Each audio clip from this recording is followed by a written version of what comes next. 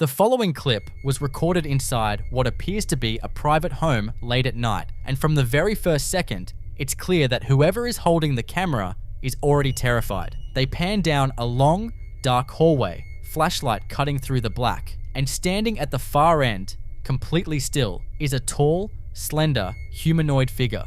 Entirely dark, not moving at all, just standing there. The person gasps, spins, and runs, slamming a bedroom door shut behind them before diving under the covers, breathing so hard you can hear it shaking. They pull out a rosary and what looks like a small handheld device, gripping both like they're the only things keeping something out.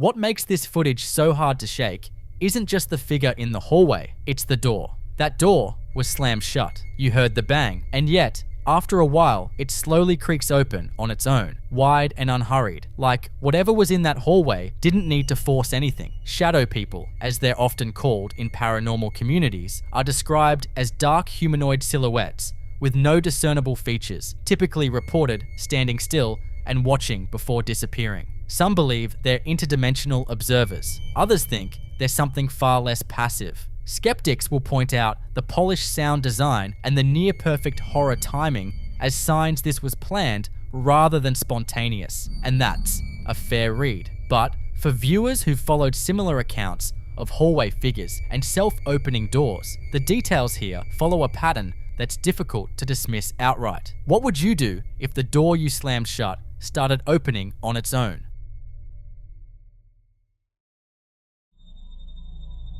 Now in this next clip, a woman is home alone at night. Her partner Carlos is away on a night shift when she notices something in the room that stops her cold. She's lying in bed, phone in hand, filming herself in selfie style as she speaks directly to the camera in a panicked, shaking voice. She explains she's alone, that Carlos isn't there, and that she can see a face. Watch. Qué miedo, miren que yo estoy sola porque Carlos tuvo turno de noche y veo una cara acá en el espejo. Miren, allá hay una cara. Dios mío, qué miedo. ¿Qué hago? ¿Llamo a la policía? As she pans the camera toward the window, you can make out a pale, distorted face reflected in one of the lower panes, partially obscured by the television beside it, but unmistakably there. Dark, hollow eyes, a vague mouth, and nothing in the room that should be casting it. She cries out, asking what she should do, whether to call the police. Some viewers think it's a reflection from inside the room that she simply hadn't noticed before. Others aren't so sure, because if you look closely at the angles, nothing visible in that space lines up with what's staring back from the glass. So what exactly was looking in?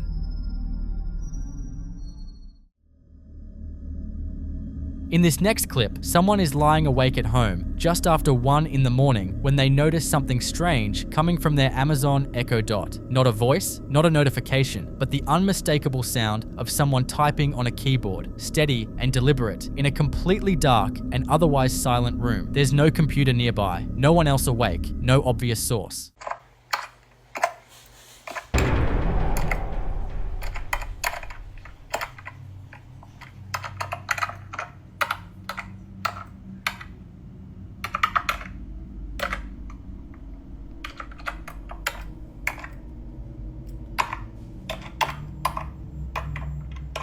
That's the Echo Dot sitting on the nightstand, and if you listen closely, the clicking is too rhythmic and too mechanical to be random interference. It sounds exactly like someone mid-sentence, pausing, then rushing through another burst of keystrokes. Some think a misconfigured Alexa routine or a rogue Bluetooth connection could explain it, but others find that harder to accept because whatever is typing seems to know when to pause. And that raises a question no one's been able to answer. What exactly is it writing?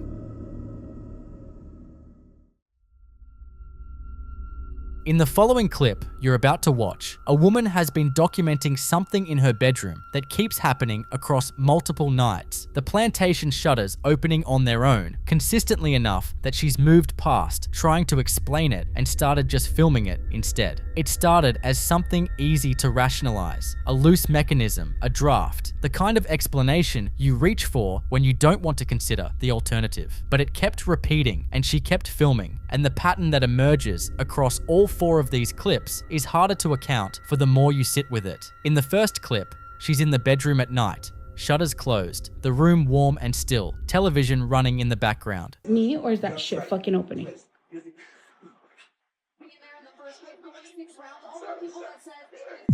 Let me pause this shit, cause is it me? Oh my god, baby. Baby. Is it me or are they fucking opening? Fill up their water thing. And the right-hand shutter panel swings slowly inward from a fully closed and latched position, smooth, deliberate, nothing visible touching it, and you can hear her voice drop to a whisper. Is it me or are they fucking opening? Before she calls out to someone in a low, frightened tone. That reaction is worth paying attention to because she doesn't scream, doesn't jump, she just stares, like someone who's been half expecting it and is somehow still caught off guard that it's actually happening. Worth noting too, at the very start of the clip, what appears to be a hand visible near the shutter before it moves. Skeptics point to loose hinges and drafts, and those are fair starting points, but a loose hinge causes a panel to drift when it's already slightly ajar, not swing open from a fully closed position with that kind of smooth, continuous momentum. The second clip is a brief moment with her 2 young kids. They're on a roller coaster, enjoying themselves, completely ordinary on the surface, and buried in the audio is a whisper that sounds unmistakably like "Nick, I love you," soft and close, with no visible source and no one around them who could have said it. Ow, my head! My head got hurt twice! A disembodied voice in a public setting, in the middle of ambient crowd noise, directed at a specific person by name, is one of the harder categories of EVP to dismiss, precisely because that kind of background chaos makes accidental capture more credible, not less. Whatever that voice belongs to, it knew the name, it knew the moment, and it chose a setting far removed from the bedroom to make itself heard, which tells you something important. This presence isn't confined to one room or one location. It's following her. The third clip is daytime. She deliberately closes the shutter slats, herself on camera. You hear the click, then she leaves the room to attend to what appears to be a spiritual altar in another part of the house, walking past a Raggedy Ann doll in a chair before returning to the bedroom. Take a look. I'm gonna close it again.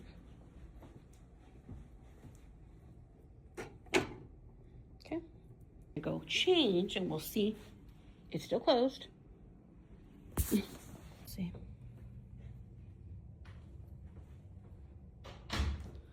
Sometimes you never know. Okay, it's still closed. So, came to attend to her altar, get the incense, and then I see this. Okay. Okay.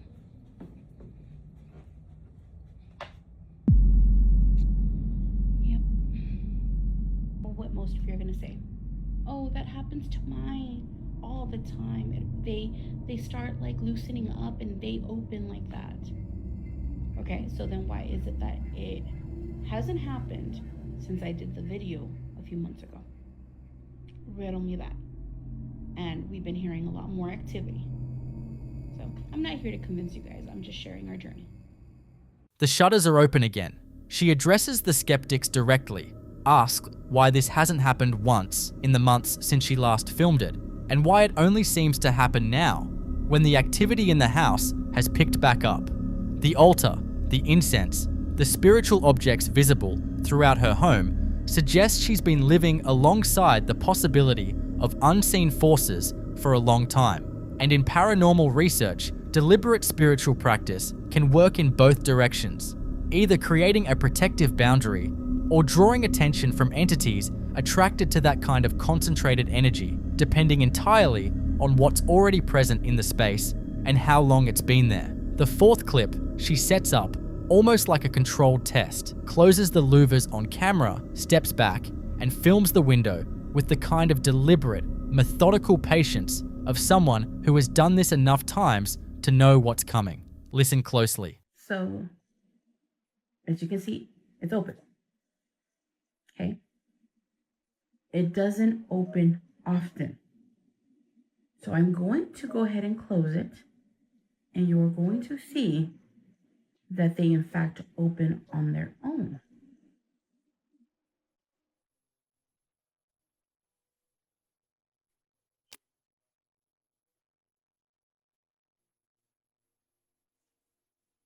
I'm gonna sit here.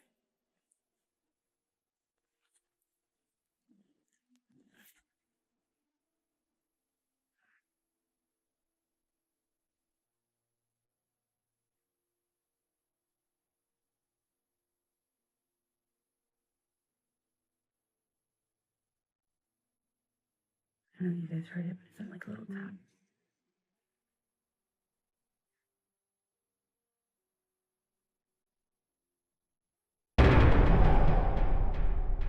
There we go.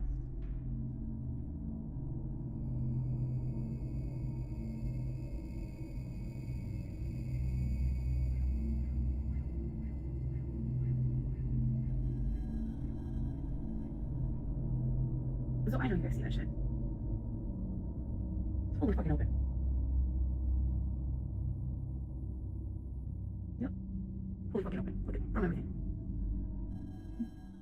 The tilt rod slides downward on its own, and the louvers open completely, and she says quietly, "There we go." Not panic, not shock, just the flat, exhausted tone of someone for whom the surprise has long since worn off, and what remains is resignation. That word choice is what lingers, because "there we go" is not the response of someone experiencing something for the first time. It's the response of someone who has been living alongside this long enough that documentation has replaced fear as the primary reaction. What connects all four of these clips isn't just the shutters, it's the consistency of a presence that operates across different settings, different times of day, and different levels of awareness on her part, whispering her name by a roller coaster, moving shutters in an empty room, reopening what she deliberately closed as if making a point about who actually controls that space. In paranormal research, an entity that follows a person across locations, interacts with their environment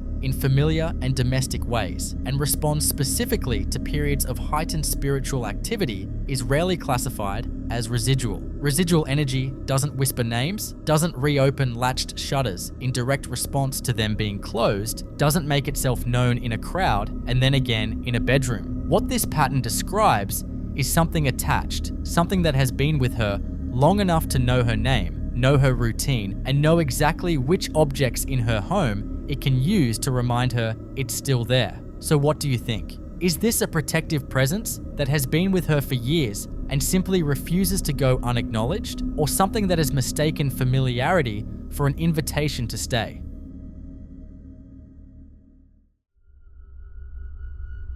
In this next clip, a young woman is filming inside her bedroom late at night, and from the very first second, something is already making itself known. According to her, this isn't a one-off event. She mentions on camera that she's shown her followers this same phenomenon around 20 times before, and it always seems to happen after she returns from what she calls a session, though she never specifies exactly what that means. That detail alone is worth sitting with, because whatever is triggering this activity appears to be tied to something she's doing outside the home, something that sets it off every single time she walks back through the door. She's clearly frustrated, not panicked in the way someone would be the first time. This is the exhausted, exasperated reaction of someone who has run out of explanations. Lo rompebolas se pone cada vez que llegamos a la sesión.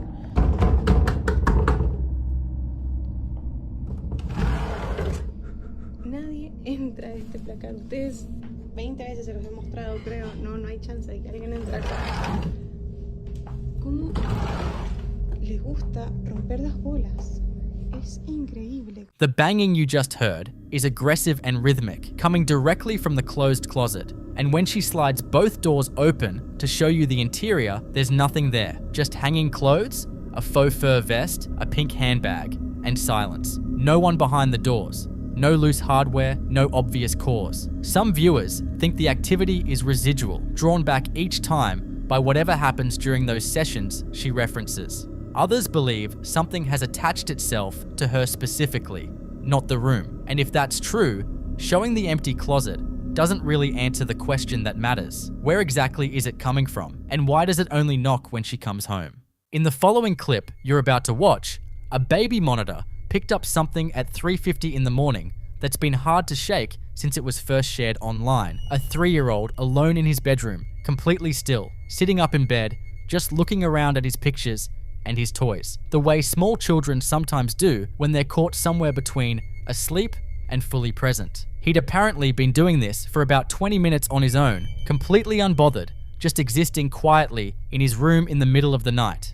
And then his head turns toward the corner. He looks directly at it, not the distracted glance of a child noticing something on the floor, but a focused, sustained look aimed at a specific spot. And then he starts saying, yeah, calmly, repeatedly, the way you respond when someone is talking to you and you're following along. His mum notes this isn't the first time. He has looked at that exact corner before, and he has spoken into it before, and he has never once mentioned anything about a ghost or shown any sign that he even fully understands the concept.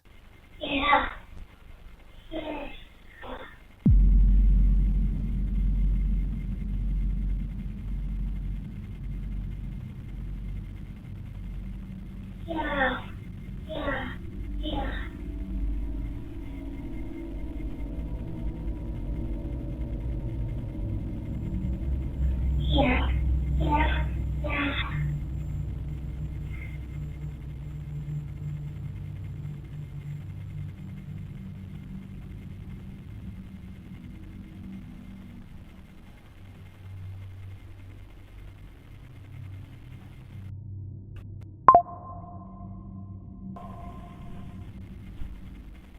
And that last detail is the one that lingers.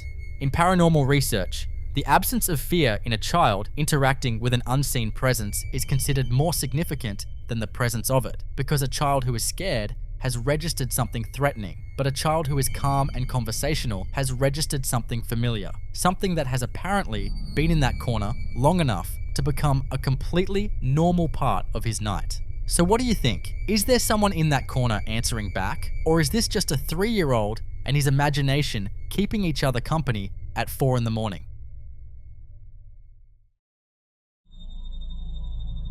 In this next clip, a man is filming at night inside his kitchen, cookware hanging from hooks on the wall, the kind of ordinary domestic space that couldn't feel less threatening, the last place you'd expect to need your camera out. But something had already put him on edge before any of this started. A silver pot hanging on the wall begins shaking on its own, not rattling from a passing truck or a vibration moving through the building, but a focused, deliberate trembling isolated to that single pot, while everything else hanging around it stays completely still, which is the detail that makes this one so difficult to explain away. Astagfirullahaladzim. Istri baru selesai isah-isah bro. Udah panci tuh gerak sendiri. Astagfirullahaladzim. If it were structural, if it were environmental, everything on that wall moves together. But this is just the one, shaking with a specificity that points toward something interacting with it directly. His reaction is immediate and instinctive, invoking Astaghfirullahaladzim, an Arabic expression of shock and a plea for God's protection. The kind of thing that bypasses thought entirely and just comes out when something defies every rational category you have available to you. In paranormal research, isolated object movement, where a single item is disturbed while everything immediately surrounding it remains untouched, is considered one of the stronger indicators of intelligent activity because it rules out most environmental explanations in a single detail. Whatever was in that kitchen wasn't creating a general disturbance, it was making a selection. So what do you think? Is this a presence announcing itself, or is there something about that particular pot that has a history attached to it nobody knows about yet?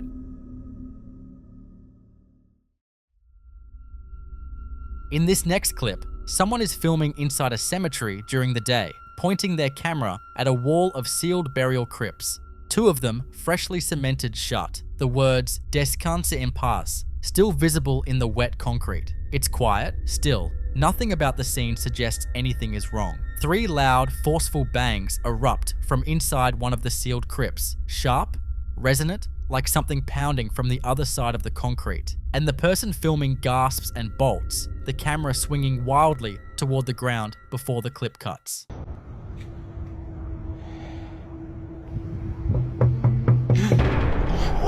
Skeptics point to thermal expansion as a possible explanation, the idea being that fresh concrete contracting or expanding in the heat can produce sounds. And that's a fair argument on paper, but thermal expansion doesn't produce 3 evenly spaced, deliberate impacts that land with the rhythm and force of a fist. In paranormal research, freshly sealed burial sites are considered some of the most volatile locations for activity, specifically because the moment of sealing represents a threshold, a transition point where the energy of the recently deceased is believed to be at its most unsettled, still tethered to the physical world and not yet fully separated from it. Some traditions hold that the period immediately following burial is when a soul is most likely to attempt communication, drawn back by unfinished business, unspoken words, or simply the disorientation of a transition that happened too fast. 3 knocks, in particular,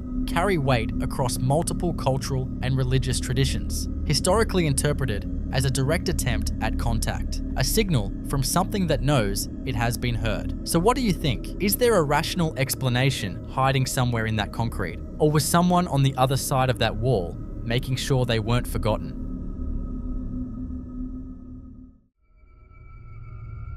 The following videos come from the same man, filmed inside what appears to be the same house across what seems to be a series of increasingly disturbing nights. And taken together, they paint a picture of something that isn't just visiting this place, but actively making itself known. It starts quietly enough. He wakes up at some point in the night to the sound of music playing downstairs, lo-fi and distant, drifting up through the dark house. He hadn't left anything on, or so he thought.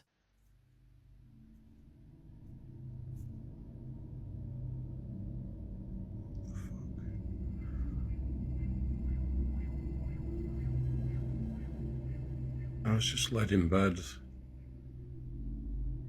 and I can hear music, and I swear that's coming from a computer.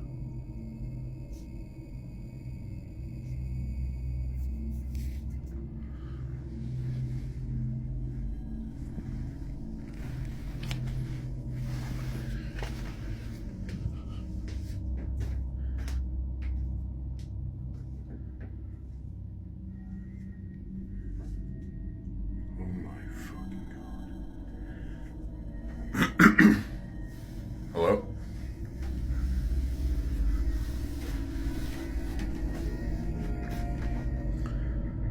Oh my god. So, I put my computer to sleep, didn't turn it off, but YouTube was not the last thing I was on.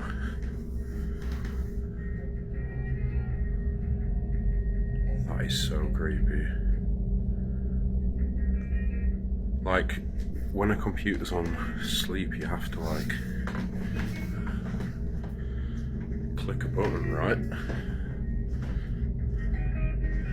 But then to make YouTube play, you have to click something else.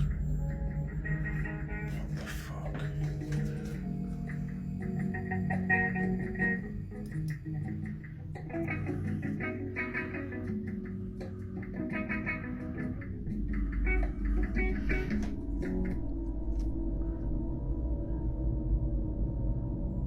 That is so creepy.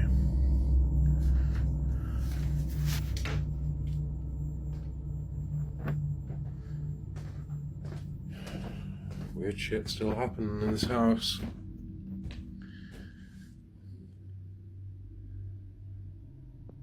Make the music play. If you did that, whatever's in this house,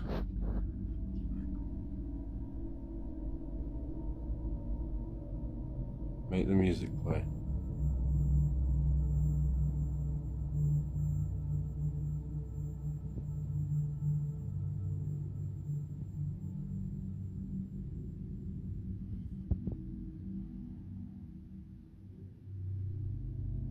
No. That was really strange. That's never happened before. And I quite often am really bad for leaving my computer on like sleep and not turning it off.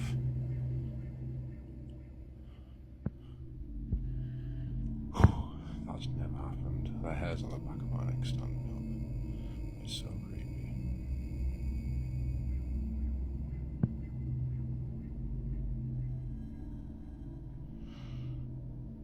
Fucking hell. Okay, I'm going.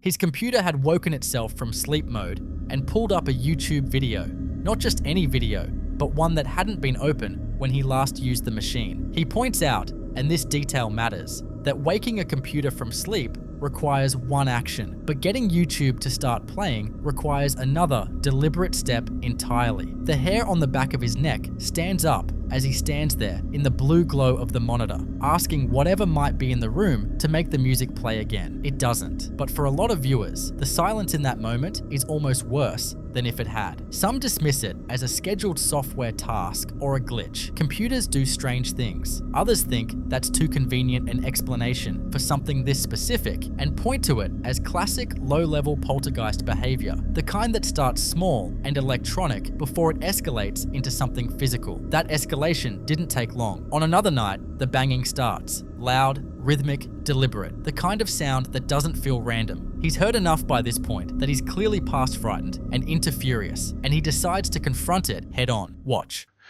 He's fucking started again. He's fucking started again. Stop fucking banging!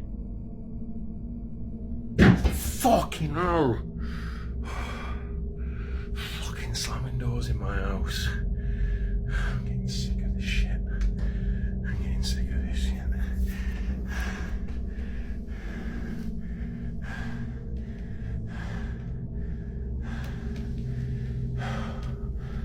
Oh, fucking hell.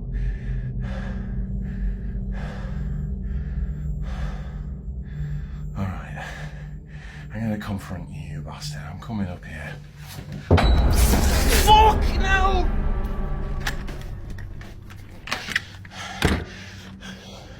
Fucking hell.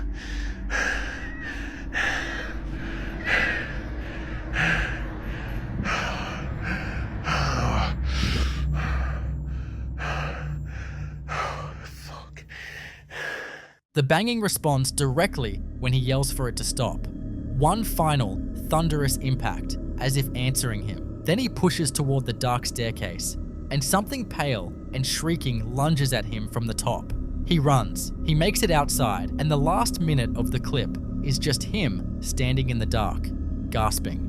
Now the figure itself, blurry, wrapped in something white, fast, has split viewers sharply. Skeptics call this one staged outright, pointing to the classic sheet ghost presentation as a horror movie trope rather than a genuine encounter. But others argue that dismissing the banging on those grounds is a mistake because the audio leading up to the moment is harder to explain away. If it is staged, the setup is elaborate. If it isn't, then whatever is in that house isn't subtle anymore, and it wasn't done. Alright, so I just started hearing banging coming from the basement, which has not happened yet before. There it is. There it is. What the fuck? What the fuck? Let's go and check this out.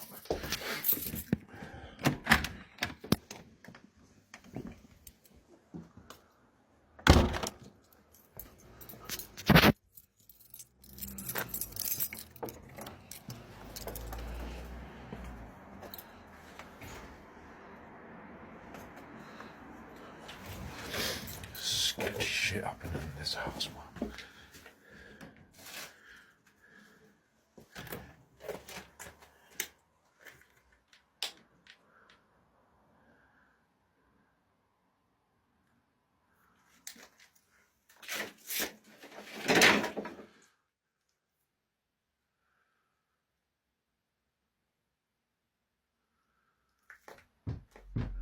No fucking way, it's coming from upstairs now.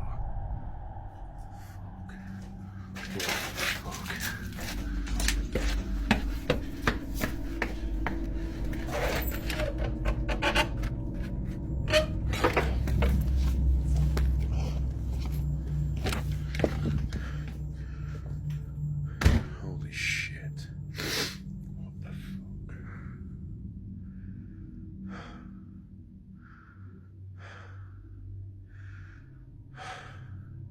Why are you doing this?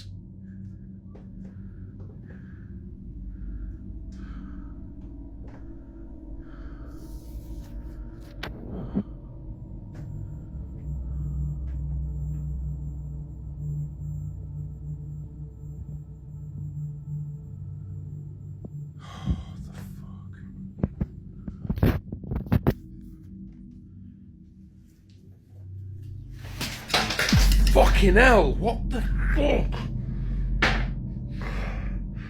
Oh no.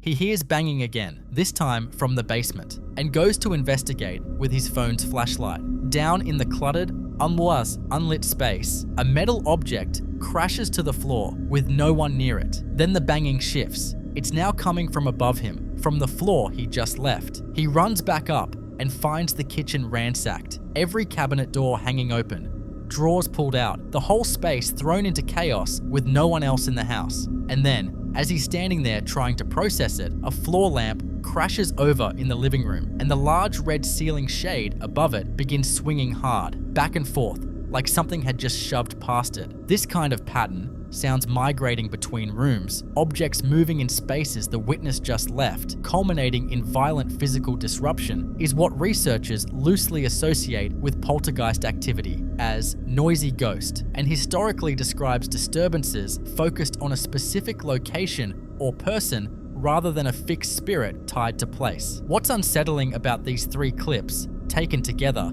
is how the activity seems to track him, following him from room to room, responding when he speaks, escalating each time he tries to push back. You decide what that means. But whatever's in that house, it doesn't seem finished.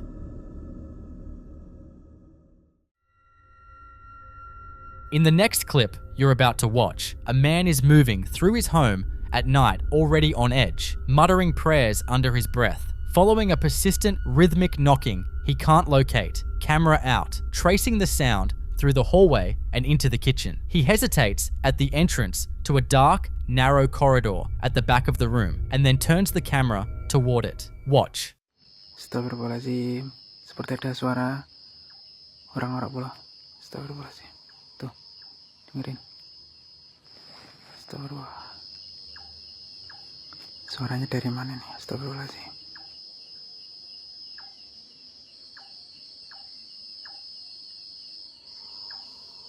Astagfirullahaladzim. Suaranya dari dapur kayak belum. Astagfirullahaladzim. Astagfirullah. Gelap sekali di sini belum. Astagfirullahaladzim. Sepertinya tidak ada apa-apa di sini belum. Astagfirullah. Astagfirullahaladzim. Astagfirullah. Itu belum. Ini apa ini pula? Astagfirullahaladzim. Tuh, ada yang berdiri di sana itu pula, hitam-hitam itu pula. Astagfirullahaladzim. Assalamualaikum. Sinten niku? Astagfirullahaladzim. Jenengan sinten? Sepertinya tadi menjawab ya pula, kayak bilang aku gitu pula. Iya enggak sih? Astagfirullahaladzim. Sinten nggih niku? Jenengan sinten? Lagi jenengan niku sinten? Mang jawab. Napa perlu jenengan teng mriki? Astagfirullah. A'udzu billahi minasyaitonir rajim. Bismillahirrahmanirrahim.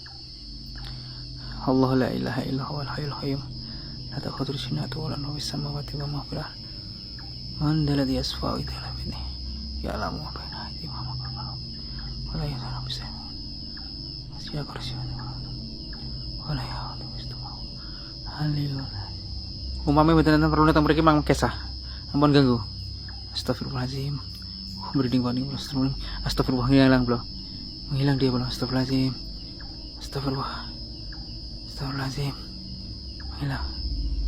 Mana bro? Astagfirullahaladzim. Kayak tadi ada yang menyentuh leher saya bro. Astagfirullahaladzim. Astagfirullah. Kemana tadi? Astagfirullahaladzim. Kayak tadi ada yang megang pundak bro. Apa? Leher bagian belakang saya bro. Astagfirullahaladzim. Astagfirullahaladzim. What's standing at the far end of that corridor doesn't move, doesn't react, just exists there in the dark. And when he calls out, "Assalamu alaikum," who is that? Something calls back. A deep, guttural, distorted single word that he interprets as me. He begins reciting the Ayat al-Kursi, the Islamic verse of protection, his voice trembling the entire time. And then, between one frame and the next, the figure is simply gone. No movement, no fade, just gone. And then he feels something touch the back of his neck, then his shoulder. He's already moving away and it's still following him. In Islamic tradition, an entity matching this description, tall, dark, cloaked, capable of responding to a greeting and vanishing without trace, is consistently associated with the jinn, supernatural beings described in the Quran as existing alongside humanity but beyond normal perception, capable of manifesting physically and making direct contact when they choose to. The fact that it responded to his greeting is the detail that carries the most weight in that tradition, because a jinn that answers is a jinn that's aware, and aware is a very different category from whatever you were hoping was standing in that corridor. So what do you think? Was this man followed out of his own kitchen by something that had been living in that house long before he moved in? The following footage you're about to watch comes from a security camera at an airsoft site, one of those tactical recreation facilities that empties out completely after hours.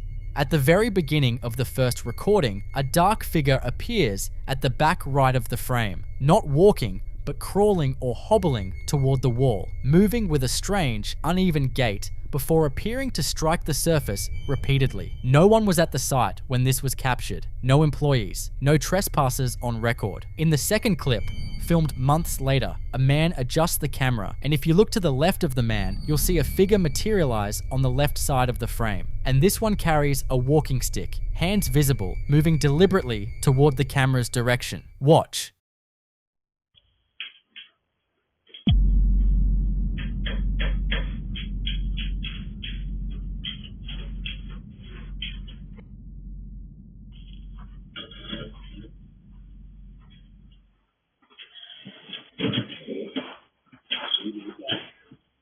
The site owner swears there was absolutely no way another person could have been in that room with the man in the second video. Skeptics will point to the obvious explanations: a squatter seeking shelter, an animal moving strangely in infrared light, perhaps even deliberate staging for attention. These are reasonable positions, but viewers in the comments notice something else. In one clip, the figure appears to emerge from nowhere, materializing rather than entering the frame naturally.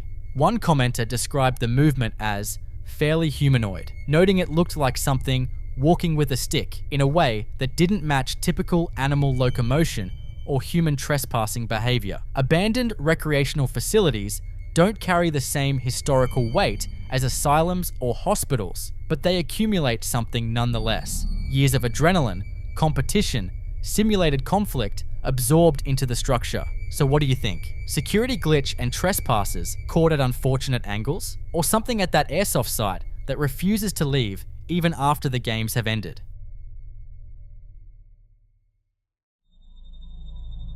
In the following clip you're about to watch, a man had been letting his dogs out for the night.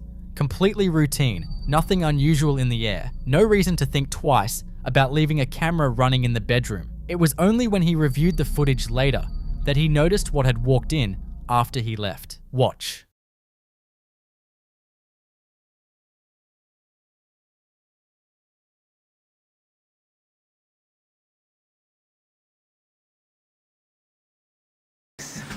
What you doing? That's my sock. Let go my sock. Have it. You guys wanna go pee-pee? Okay, let's go pee-pee. Come on, guys. Let's go.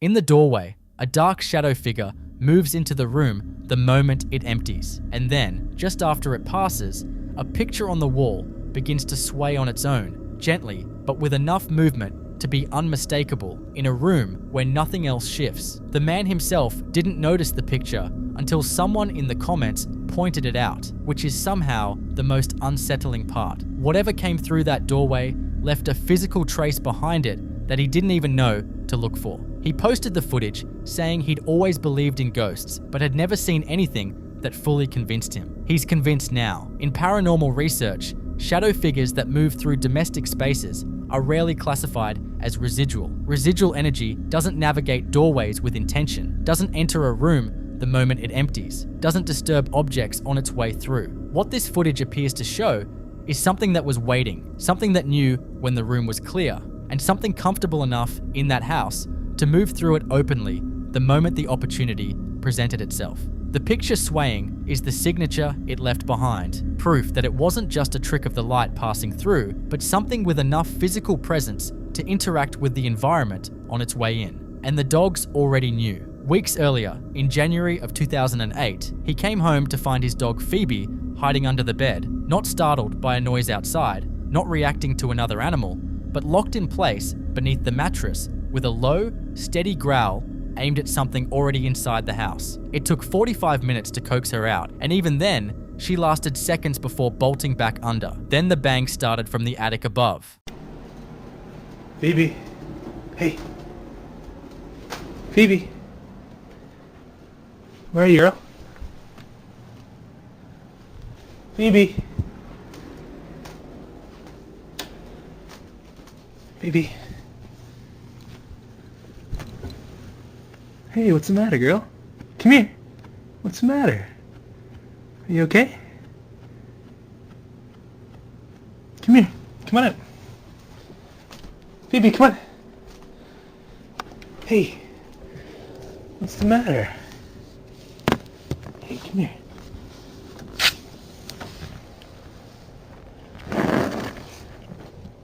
Come on. It's okay. What's the matter, girl? Come here. Come on.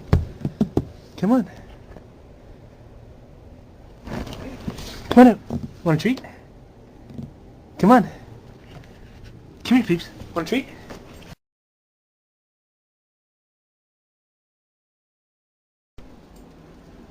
Phoebe, what's the matter, girl? What's the matter? You okay? What do you hear?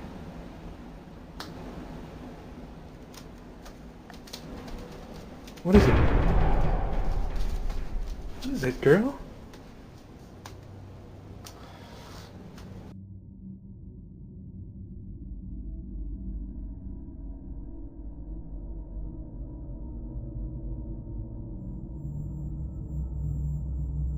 Come here. Phoebe, come here.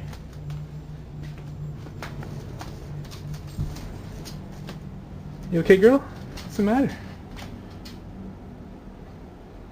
What's the matter, honey? Do you hear something? Phoebe?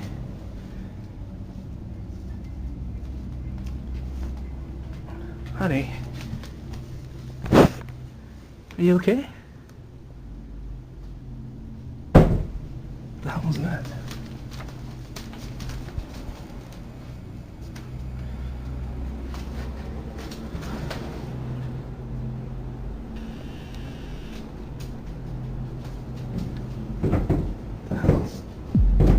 What is that?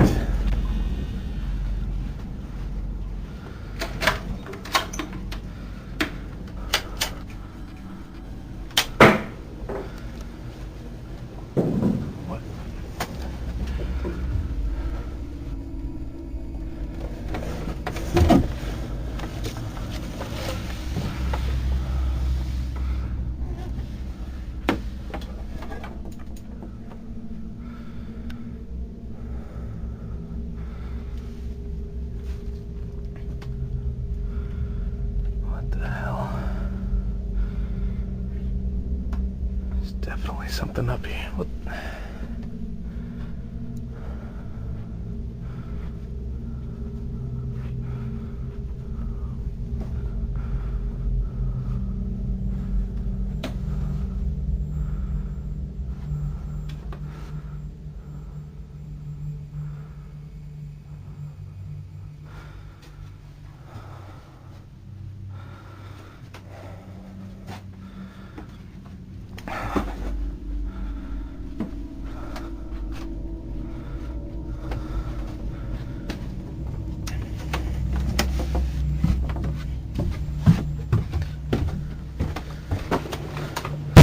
The hell?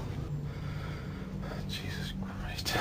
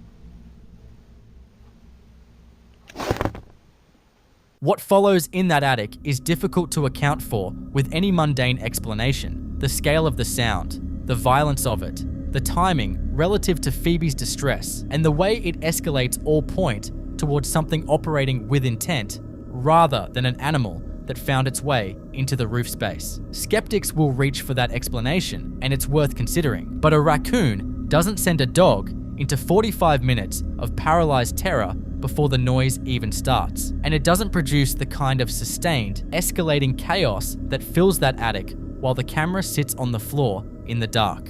In paranormal research, this pattern, an animal registering a presence before any physical activity begins, followed by increasingly aggressive physical disturbances, is one of the more consistent markers of poltergeist activity, an entity associated not with a specific location, but with raw, disruptive force that builds over time, using whatever the environment offers to make itself known, and growing bolder the longer it remains unaddressed. The third piece of footage was recorded on a static camera set up in the living room between March 3rd and March 14th of 2008 because he kept coming home to find his attic door wide open with no explanation. This is daytime, bright light through the curtains, completely silent, nothing that should put anyone on edge. And then the white door on the right side of the frame turns its knob on its own and swings inward.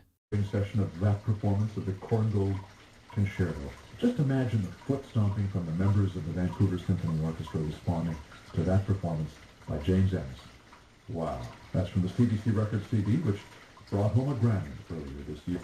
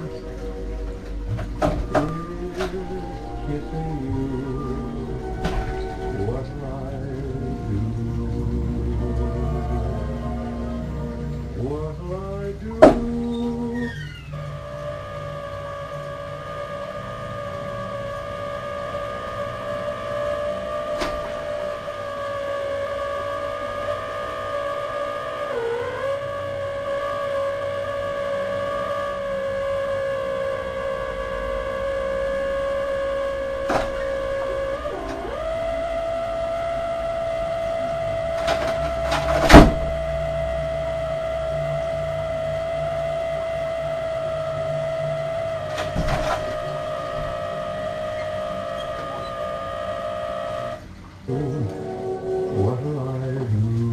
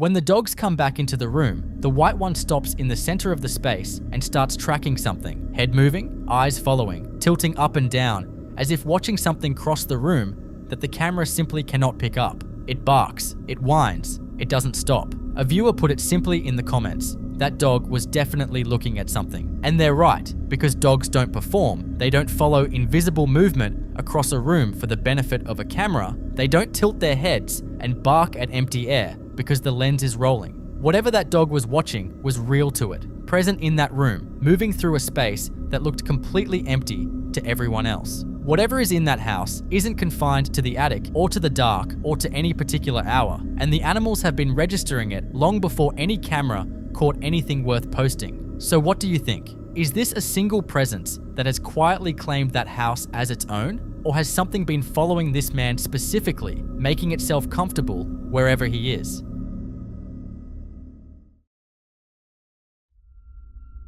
In this next clip, a man who works at a large supermarket is still inside the store after closing hours, collecting carts, tidying the aisles, doing the kind of routine end-of-shift work that nobody thinks twice about. According to him, this wasn't the first unusual night. He says that for several nights leading up to this, he and other employees had been hearing sounds they couldn't explain and catching things moving in their peripheral vision, but nothing they could get on camera. On this particular night, he had his phone out and was filming as he pushed his cart through the aisles when something stopped him cold. Watch. Y ya la neta, ya la tienda ya la están cerrando. De hecho, estamos recogiendo ya los carros, llenando todo lo que se quedó en los... ¿Qué me pasa? Mierda. Estoy viendo a un niño como jugando. Mira, mira, mira. ¿Sí vieron? ¿Sí vieron? Y ya está, ya la tienda ya está cerrada. Ya, pues ya nada más estamos recogiendo lo de los pasillos. No mames. ¿Sí vieron? Vete a la mierda.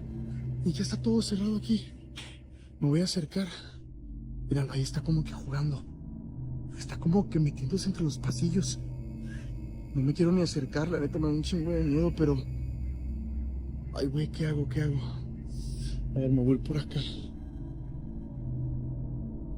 Y es que ya no hay nada de gente, ni siquiera están sus padres, o sea, no hay literalmente nadie. Niño, ya cerraron la tienda, vámonos.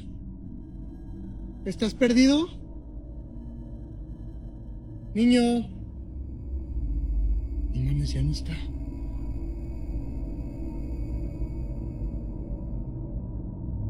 Niño.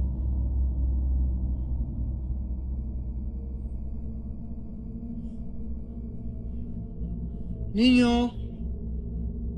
¿Estás perdido?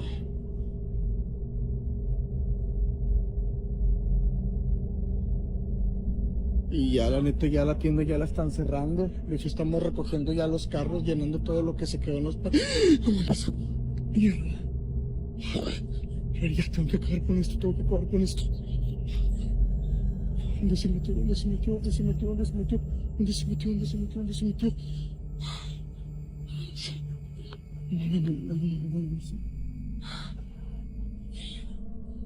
Uy, qué pedo. ¿Qué pedo? ¿Qué pedo? ¿Qué pedo? ¿Qué pedo? ¿Qué pedo? ¿Sí vieron? ¿Sí vieron? Ya no hay absolutamente nadie. No mames. Esto es en la tienda de donde trabajo. Y bueno, eso es lo que pasa. La verdad es que ya van varias noches que se escuchan ruidos y se ven apariciones. Pero bueno. Spanish that he's watching what looks like a child playing, and he calls out into the dark, asking if the child is lost, telling them the store is closed. Nothing answers. The crawling figure keeps moving. Some viewers believe this is the spirit of a child, a presence that has quietly claimed the store as its space, unbothered by closing time or the people left behind. Others point to the figure's movements and immediately think of something far less innocent, something that only looks like a child, a small thing that plays in empty aisles at night when most people have already gone home. So what exactly did he follow down that aisle? In the following clip you're about to watch, a man who lives alone in a house built in the 1940s, has been hearing children laughing and playing in his basement for long enough that it's become a pattern he can no longer rationalize away. And on this particular day, he decides he's done ignoring it. He walks to the basement door, reaches for the old brass doorknob, and calls down the stairs in a firm voice, telling whatever's down there to knock it off. And that's when the footsteps start. Fast, deliberate, coming up the stairs toward the door with no visible body attached to them. So he slams it shut. Then this happens.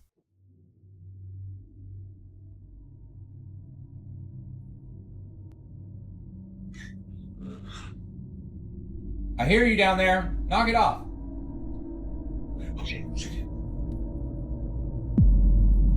Stop! Stop it!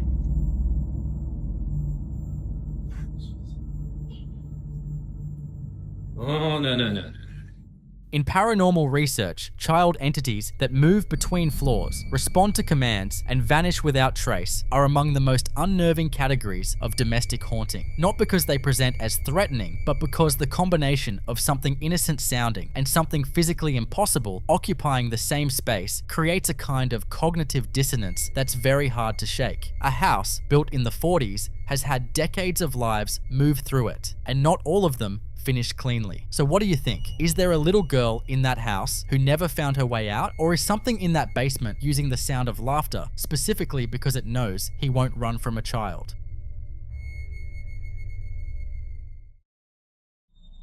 In this next clip, a man is completely alone in his house late at night when something in his basement starts to disturb his peace. For context, whatever that thing is has been keeping him up for days. He says it started as a faint sound, the kind you convince yourself is the house settling or a neighbor's TV bleeding through the walls. But it kept coming back, night after night, and it kept getting louder. He describes it as crying, like a baby wailing, sometimes accompanied by what sounds like someone humming to calm that baby down. To make that stranger, he lives by himself. There's no baby, there's no one else. So he does what a lot of people in his situation probably shouldn't do. He grabs his camera, turns off the lights, and goes to investigate. If you listen carefully, once the clip starts, you'll hear exactly what he's been describing before he even has to explain it. The bells he's hung on the basement door are a detail worth paying attention to too, a folk practice used in some traditions to alert against spirits passing through. Watch.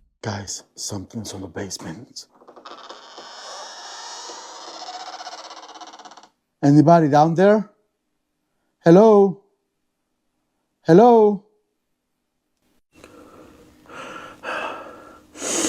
Guys, I have been noticing that at nighttime when I shut the lights off, I don't know if you can hear it.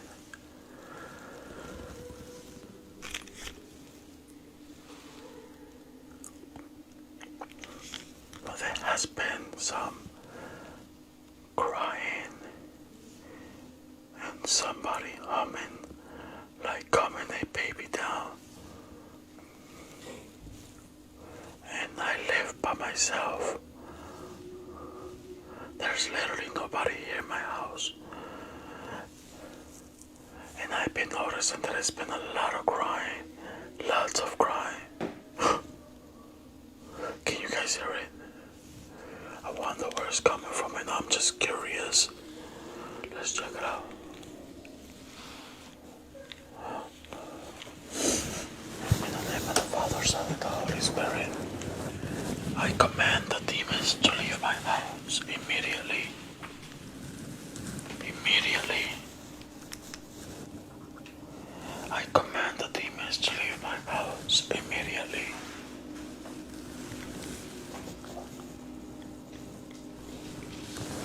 Oh, that sounds like it's coming from the basement.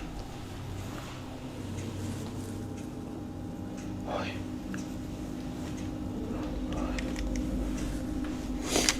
Guys, it looks like it's coming from the basement.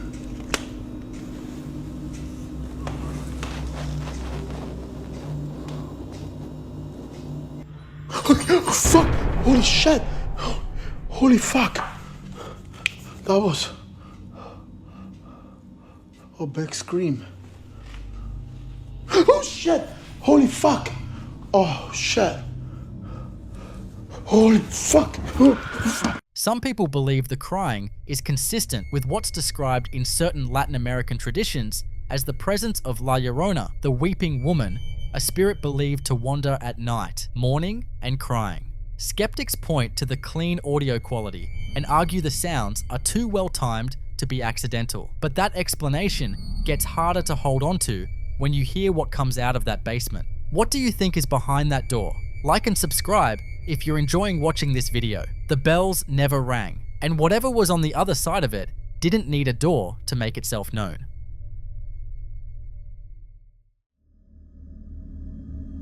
In this next clip, a static security camera captured what appears to be an entirely ordinary living room. A couch draped with blankets, a leather recliner, a small Christmas tree in the corner. A completely still, empty scene with nobody inside. The footage is time-stamped January 10th of 2026, and for nearly 30 full seconds, not a single thing moves, nothing shifts, nothing falls. But the audio is a different story entirely. Listen closely.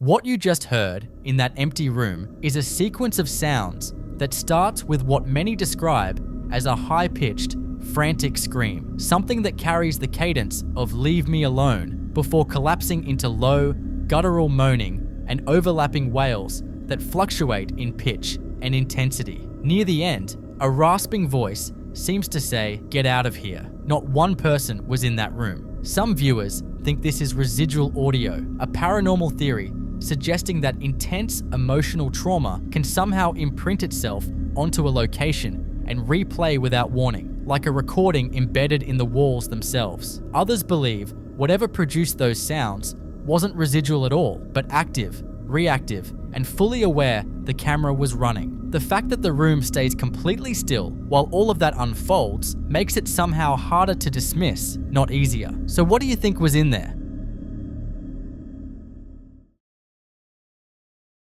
In the following clip you're about to watch, a man is standing in a dark hallway late at night, looking into his unlit kitchen, and through the faint glow coming through the window, he can just make out a silhouette moving in there, the steady rhythmic sound of a knife on a cutting board filling the silence. He assumes it's his girlfriend, calls out to her casually, asking what she's doing, cooking in the dark. Watch. Babe, what are you doing in the dark?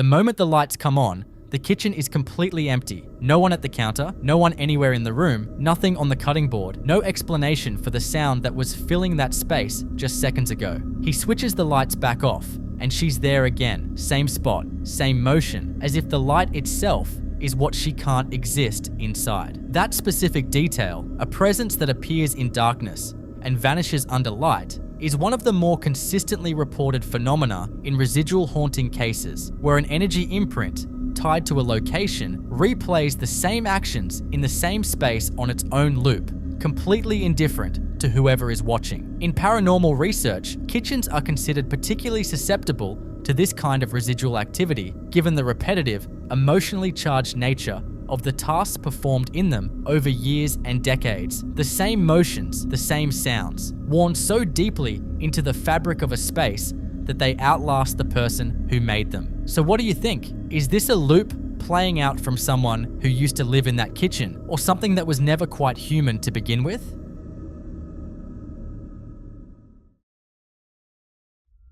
Now, in this next video, a man named Tristan had been dealing with something in his home that wasn't content to stay in one room or limit itself to one kind of disturbance. It moved through the house, it opened things, it threw things, and according to the narration, nothing he tried made any difference. The first incident starts in a narrow hallway at night, where he's following his cat with a handheld camera. The cat stops at the end of the hall and crouches down, staring at the gap beneath a closed door. And if you know anything about animals around paranormal activity, you already know that's not a good sign. Then the door handle begins to jiggle violently on its own, twisting up and down with force, before the door swings open entirely. He enters what turns out to be a laundry room, and no one is there. Watch.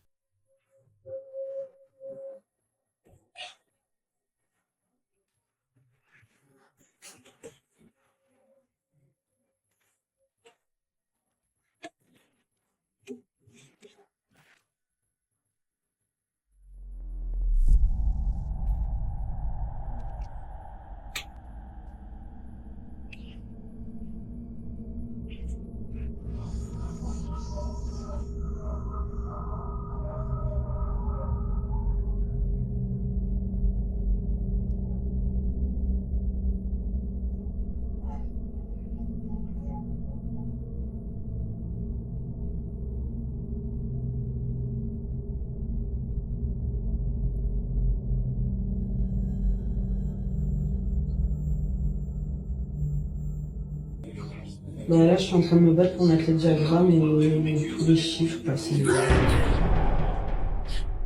Il faut que mon sommeil puisse partir dans un modèle de courant.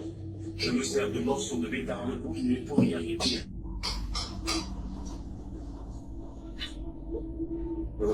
Avec un peu de chance, j'arriverai à toucher le fond. Et attacher ça à mon bras cassant. Si jamais j'accroche au fond, le bras cédera dans le corps de Yves et je récupère les... What makes the second clip arguably more unsettling is that it's security camera footage. Static, ambient, no added sound design. Tristan, in a grey hoodie, walks toward a hallway entrance on the far right of the frame when a faint, semi-transparent figure, child-sized, hovering in the doorway, becomes visible for a few seconds before simply disappearing. Then, a wicker basket launches out of that same hallway with enough force to hit the wall. Many viewers watching this reached for the poltergeist label immediately, and it's easy to see why. Poltergeist activity in paranormal research tends to follow a specific pattern, escalating physical disturbances, objects thrown rather than simply moved, and an energy that seems almost deliberate rather than residual. Skeptics argue the basket could have been rigged, but the apparition appearing just before, it is harder to dismiss that easily. If you've been following cases like this, the child-shaped figure is what the comments couldn't let go of. So what exactly was standing in that doorway, and where did it go?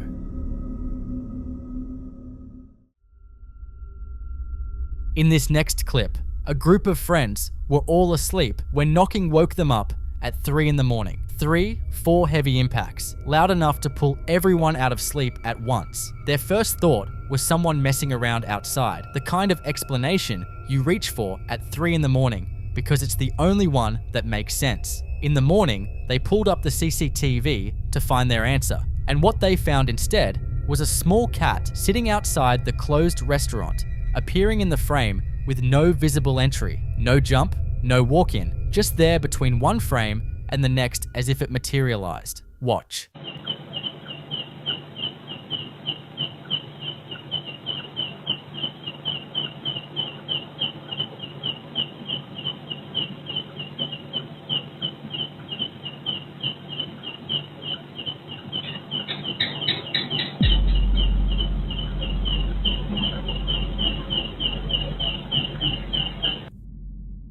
But here's what the poster wants you to pay attention to. Listen carefully for the moment the cat leaves, because not long after it disappears from the frame, the knocking starts again. The cat and the knocking are connected in a way that doesn't have a clean explanation. And the poster notes this isn't an isolated incident, that there has been a presence calling out around this location repeatedly, often enough that they're no longer surprised by it, just unsettled. In many Southeast Asian traditions, cats, particularly ones that appear and disappear without obvious explanation, are believed to carry spiritual significance, sometimes acting as vessels for wandering entities, or as indicators of a presence nearby that the human eye can't directly perceive. 3 knocks at 3 in the morning is a combination that carries weight across multiple traditions, widely associated with a deliberate spiritual provocation. So what do you think? Was that cat carrying something with it, or was it simply drawn to the same spot that something else had already claimed?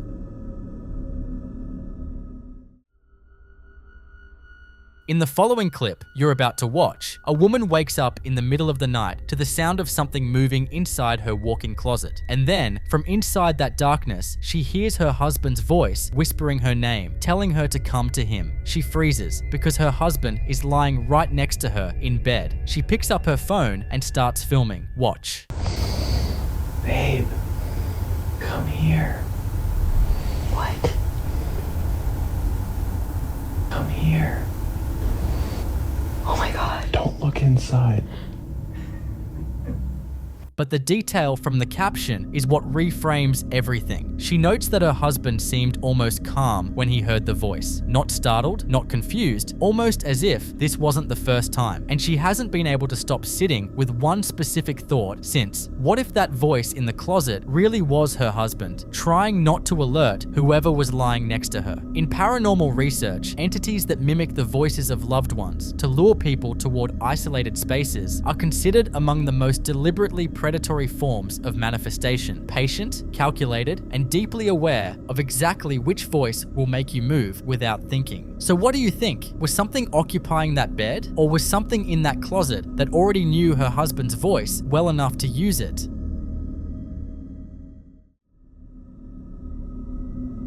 This next video comes from a tattoo studio in Chihuahua, Mexico, where the owner had been receiving security alerts about unexplained movement and noise inside his shop for several days, enough that he says he hadn't been able to sleep. On the night of May 3rd of 2020, he returns to the studio after hours, phone in hand, to show viewers what's been happening. Inside, the room is lined with horror masks, a porcelain doll, and posters. And sitting flat in the middle of the wooden floor is a book titled El Diablo Me Obligó, The Devil Made Me Do It. He jokes about the ghost's creativity in choosing that particular title, then notices the room feels strangely cool despite it being a hot night outside in Chihuahua. He decides to go quiet so the security camera can record. Then his phone's light cuts out completely. Full battery, no explanation. Seconds later, a loud bang echoes through the darkness. Watch the camera sensor react to an unseen presence. Buenas noches amigos, miren, me llegó una alerta de la cámara, ya la mandé a arreglar. Más esperar tantito. Me llegó una alerta de que había movimiento, que hubo ruido y movimiento. Me fijé que dejé la luz prendida de la lámpara que uso para los tatuajes. Nada más de que, como salí temprano, no me fijé que la había dejado prendida.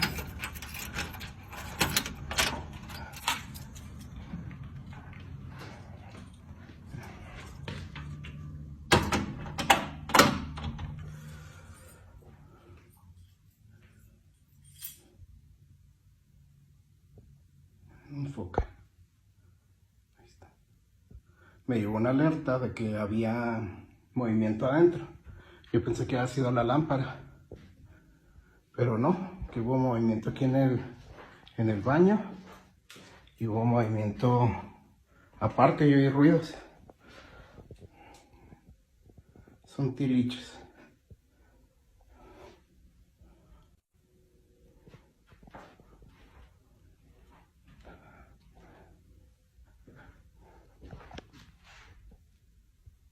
Cabrón. Se cayó un libro, miren.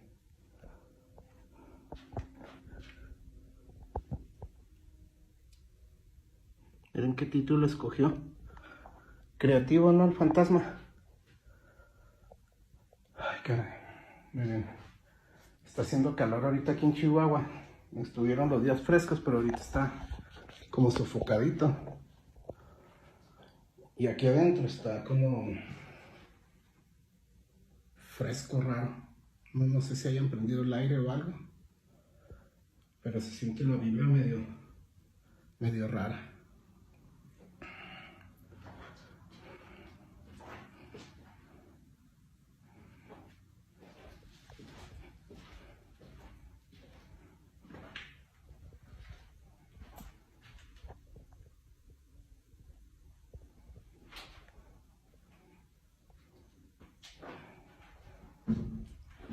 Aquí está el espejín.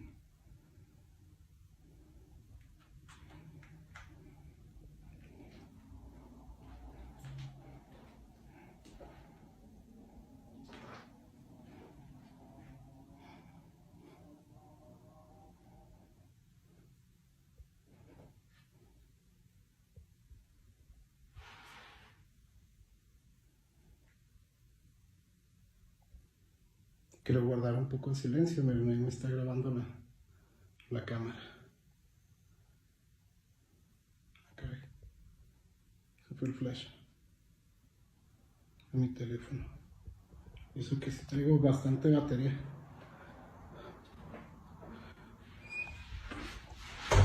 Ay, no mames. Se cerró la puerta. Oigan, nada más voy a apagar y retirarme porque estos días no he podido estar a gusto, la verdad. No hemos podido dormir y miren. Bueno, nada más quería venirles a enseñar un poquito de lo que pasa aquí en el local y de lo que ha sido... Arre el perro. De lo que ha seguido sucediendo. No ha cambiado mucho, nada más se ha quedado un poco repetitivo, por decirlo así. Bueno, los dejo porque esto se está poniendo mal vibroso aquí adentro. Hasta luego y muchas gracias por ver.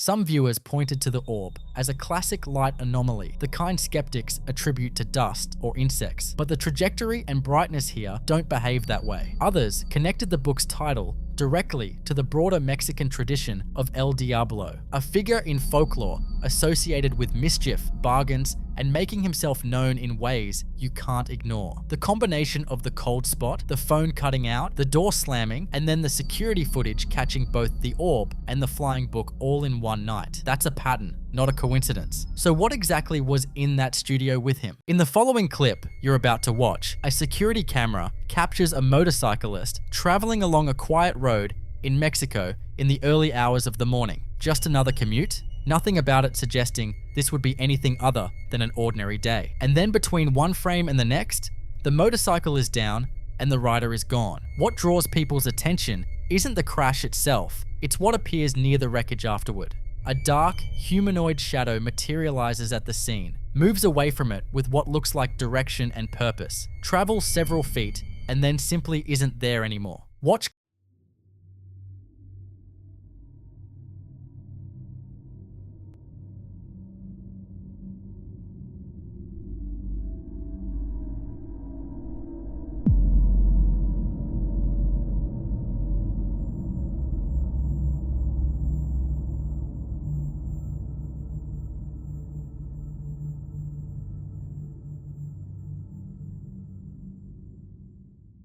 Reports confirm one person died at that location. Viewers who slowed the footage down frame by frame were the first to notice it, and once you see it, it's difficult to look past. Skeptics point to compression artifacts and pareidolia, the brain's tendency to find human shapes in ambiguous visual information, and those are fair arguments for a lot of footage that circulates online. But artifacts don't move with consistent direction, and pareidolia doesn't produce a shape that appears specifically after a crash and disappears only after it has traveled a deliberate distance from the wreckage. In paranormal research, footage like this sits in one of the rarest and most debated categories. The possible capture of something departing a body at the moment of death, consciousness leaving in the only way it knows how, completely unaware that the body it just left behind isn't getting back up. That last part is what lingers, because whatever that shadow was, it moved away from the wreckage like someone who still had somewhere to be. So what do you think? Did that camera accidentally document the last moments of someone who had no idea it was their last day?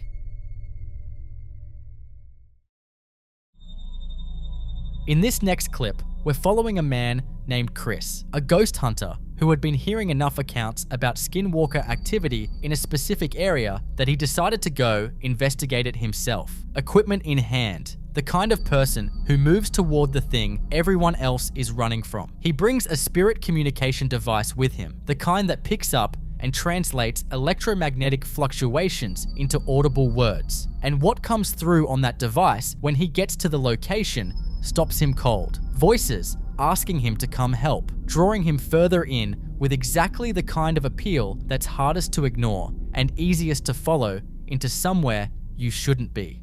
Watch. Yo. Hello? Did somebody just walk through there?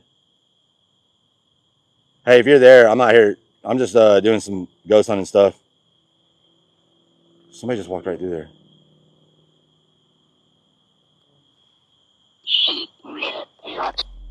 She will not. My name is Fred. Your name is Fred? Hi, Fred. Many years ago. Did you guys see that, or am I tripping? Say your name. My name is Chris. What's your name?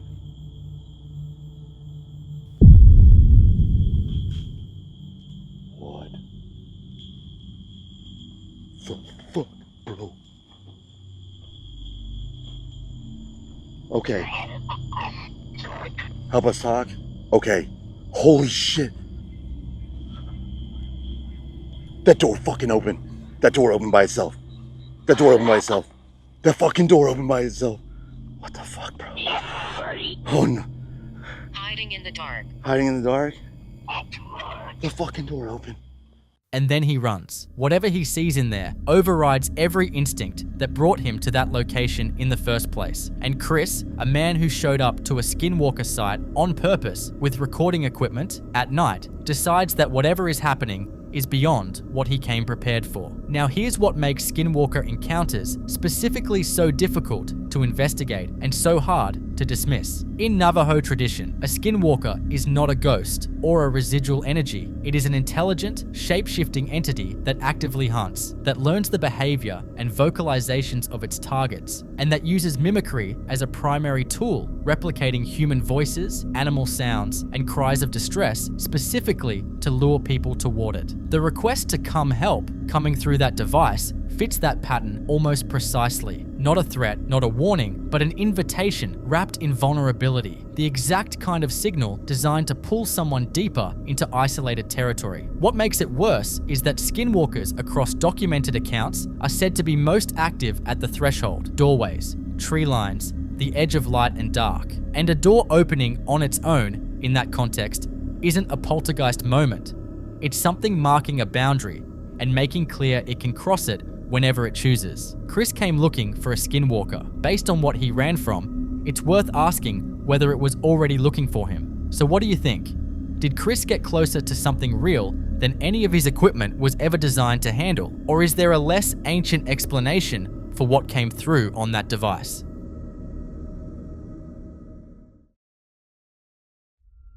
In this next clip, a security guard is doing his rounds inside a residential subdivision in Leon, Guanajuato. Gated community, empty houses. The kind of assignment where the biggest concern is usually staying awake through the quiet hours of the early morning. He's supposed to be completely alone, and then he starts hearing children. Not one child, not a sound that could be a television left on somewhere or an animal in the walls. Children, voices coming from inside an empty house during the early hours of the morning in a subdivision where no one should be present, let alone kids awake and making noise at that hour. He gets it on camera, and what he captured has been difficult for people to explain away.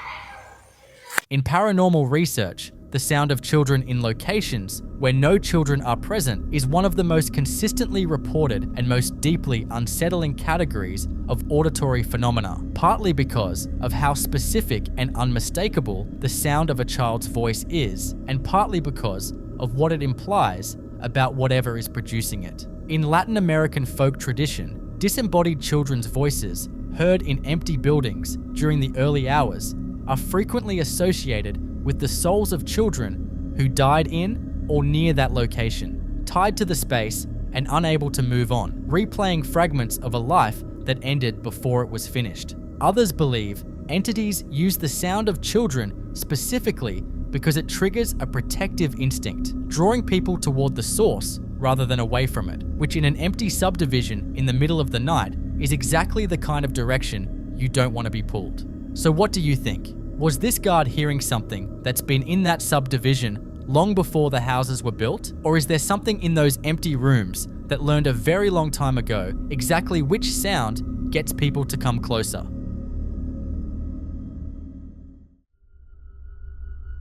In this next clip, Frank, a paranormal investigator who seeks out some of the most historically charged locations he can find, has made his way into an abandoned hospital with an incinerator room that already carries the kind of atmosphere that makes you want to keep your back to the wall. He's got a thermal camera with him, the kind that reads heat signatures rather than light. And what it picks up in that hallway is not something he was prepared to find. Watch.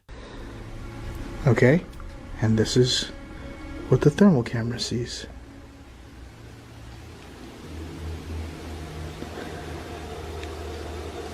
Can you peek at me one more time? Look at that.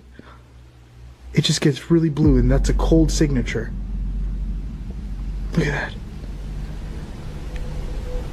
And then it goes away.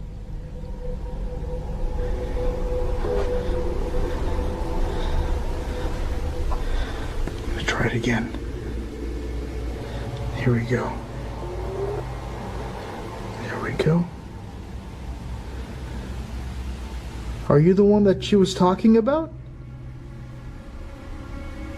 I swear if I see an actual face peek out through there,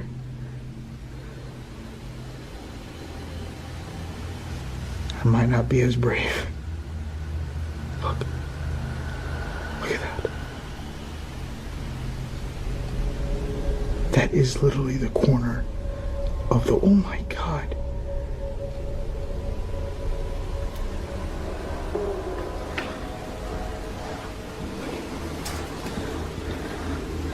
Alright, I'm gonna walk up towards it. I wanna make sure, bring up my brightness.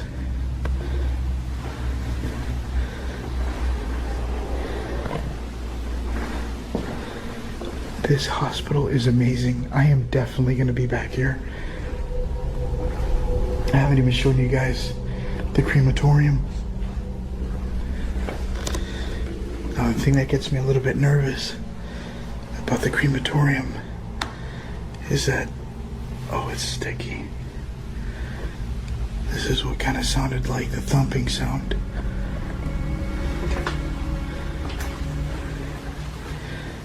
You can see how corroded this whole area is. And this is where it actually starts to stink a lot. And that's because of what they burnt down here as far as remains. But look at this.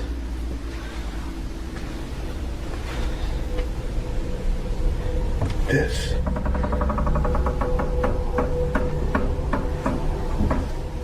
is the cremation room.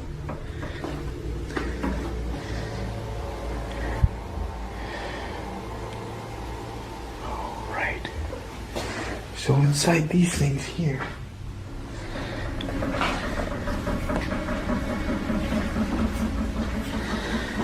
is where they would throw body parts, either children body parts or legs and arms, and they'll throw it into incineration. See? Incineration. And this is to see if it burnt up or not. Now the crazy thing is that there's ashes still inside. Look. Those are actual ashes. Oh, that's a big spider there. Oh, the creepiest thing happened. I was putting this down and it happened off camera. But the moment I put the the K2 down, I hear a big boom. I'm just hoping it happens again. You hear it?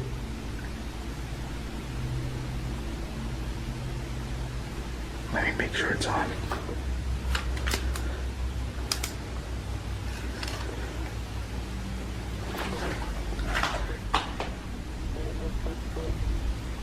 You hear that?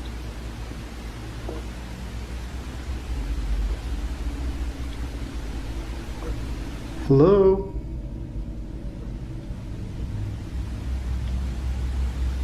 What the hell is that? I don't know if the camera's gonna pick it up.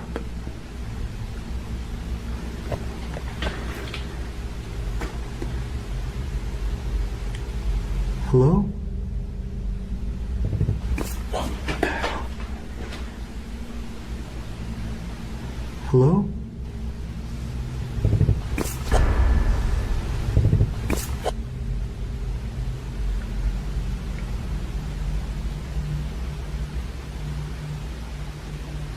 Okay, that is creepy. Hello?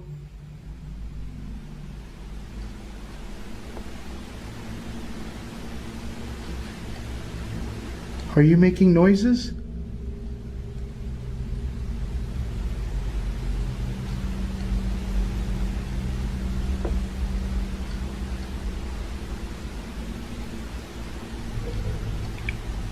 What the hell is that?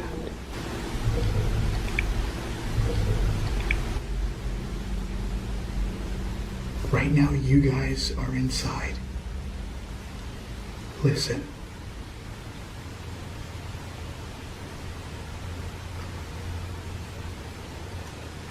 I'm trying to see if I could hear anything. A thermal camera doesn't produce shapes from shadows or turn dust into figures. It reads temperature and temperature only, which is exactly what makes what Frank captured so difficult to dismiss. Something in that hallway is responding to him directly, and whatever it is, understands the difference between being watched and being ignored. In paranormal research, thermal anomalies that display humanoid form and respond to direct communication are considered some of the strongest indicators of an intelligent presence. Not residual energy running on a loop, but something that can hear and react in real time. Abandoned hospitals carry decades of fear, pain, and death concentrated within the same walls. The kind of accumulated weight that creates the exact conditions for a presence to form and sustain itself long after the building empties out. An incinerator room specifically carries a particular heaviness, given what those spaces were used for and what was lost inside them. Whatever Frank's thermal camera picked up in that hallway knew how to be seen and knew exactly when it wanted to disappear. So what do you think? Is this a former patient still wandering those corridors, or something that has been feeding off that building's energy for a very long time?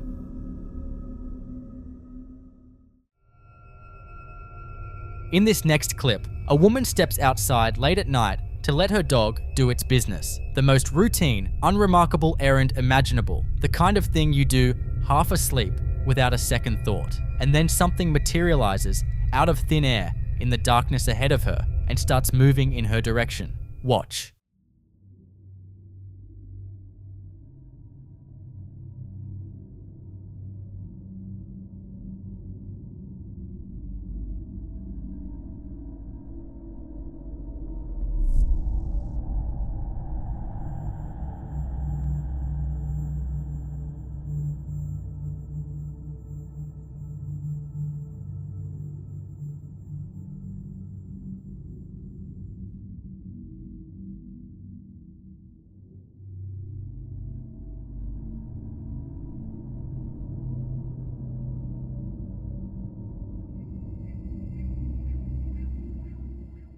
She doesn't hesitate. She's back inside that house before whatever it is can close the distance. And when the camera catches the spot where it was standing moments later, there's nothing there, gone as suddenly and completely as it appeared, leaving no trace of how it arrived or where it went. That specific combination, materialization from nothing, directional movement toward a person, and then a clean disappearance, is what separates this from a prowler or a trespasser, because a physical person doesn't appear out of empty air and doesn't vanish without moving out of frame. In paranormal research, entities that manifest suddenly in outdoor spaces and move toward a target before disappearing are often associated with what some traditions describe as a fetch or an approacher, a presence that becomes visible only when it has already decided to engage and disappears the moment its window closes. The fact that her dog was right there and the interaction happened that fast suggests whatever this was had been in that space before she stepped out, already present, already aware of her, just waiting for the right moment to show itself. So what do you think? Was something outside that house waiting for her specifically, or did she just step into the wrong patch of darkness at the wrong time? In the following clip you're about to watch, a man named Antonio is moving through the courtyard of an abandoned asylum at night, flashlight cutting through the dark, white-walled buildings, pressing in on either side, a bucket and broom sitting outside the entrance like whoever left them there didn't plan on coming back for them.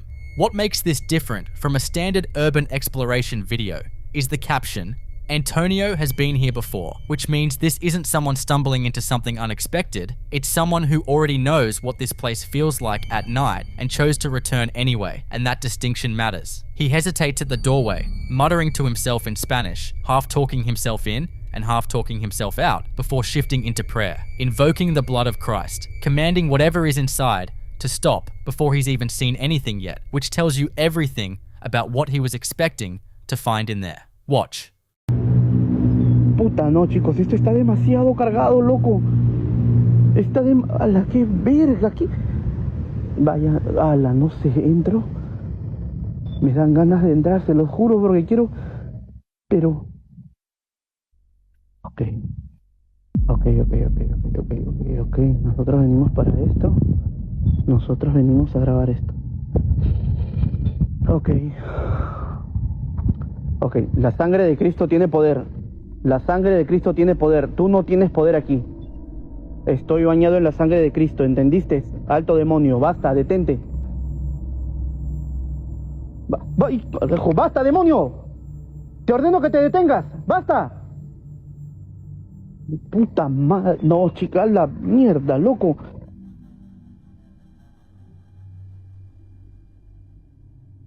Tía, esa tía se está moviendo. Uy, no me jodas, no. No me jodas. No, por un momento pensé que había alguien ahí dentro. Uy, no. Pensé que había alguien adentro, loco. Te lo juro que yo pensé que me iba a topar con alguien adentro. ¡Mierda!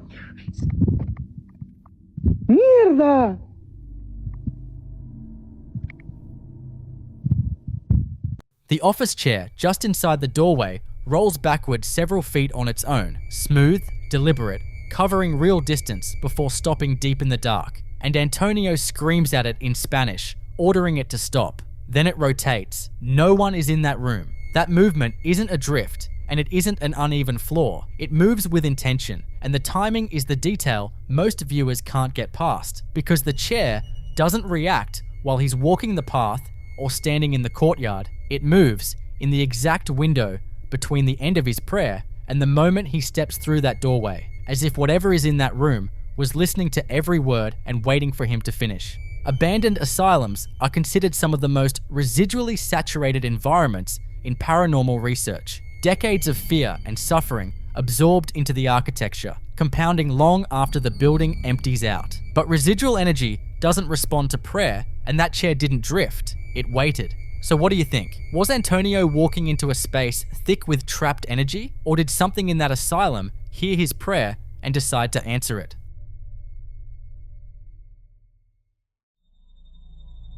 This next set of clips comes from a series of videos shared by the same man, recorded across multiple early morning hours, 4 a.m., 5 a.m., sometimes pushing past dawn, all centered on the same claim, that La Llorona, the weeping woman of Mexican and Latin American folklore, had taken up residence in his home. For context, La Llorona is one of the most enduring figures in Hispanic tradition, a woman said to have drowned her own children in a fit of grief and rage, condemned to wander riverbanks and dark hallways forever after, wailing for the souls she can never reclaim. Parents have used her name for generations to keep children from straying out at night. She is not a casual boogeyman, so when this man starts invoking her name at 5 in the morning, locked in his bathroom, it sets a certain kind of stage. Watch.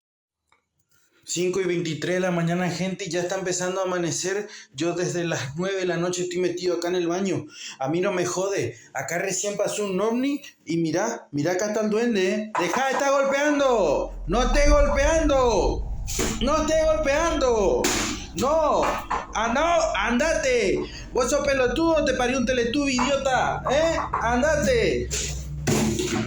What you just heard was a man who claims he's been trapped in his bathroom since 9 the previous night. That's roughly 8 hours. While something on the other side of that door bangs, throws objects into the room, and refuses to let him leave. A roll of toilet paper, then a pink bottle, both sailing in from just off camera, and his response is to hurl a small trash can toward the door and yell back in rapid, panicked Spanish. Skeptics will immediately point out that everything thrown enters the frame from just off screen, exactly where a second person standing beside the camera could be standing. Others think the 8-hour detail is what makes it harder to dismiss entirely. Who sets up that kind of backstory for a joke? The build-up that follows across the next few clips starts to paint a stranger picture. In the second recording, made around 5:20 a.m., as dawn was just beginning to bleed through the window, the same man grabs what appears to be a long, thin stick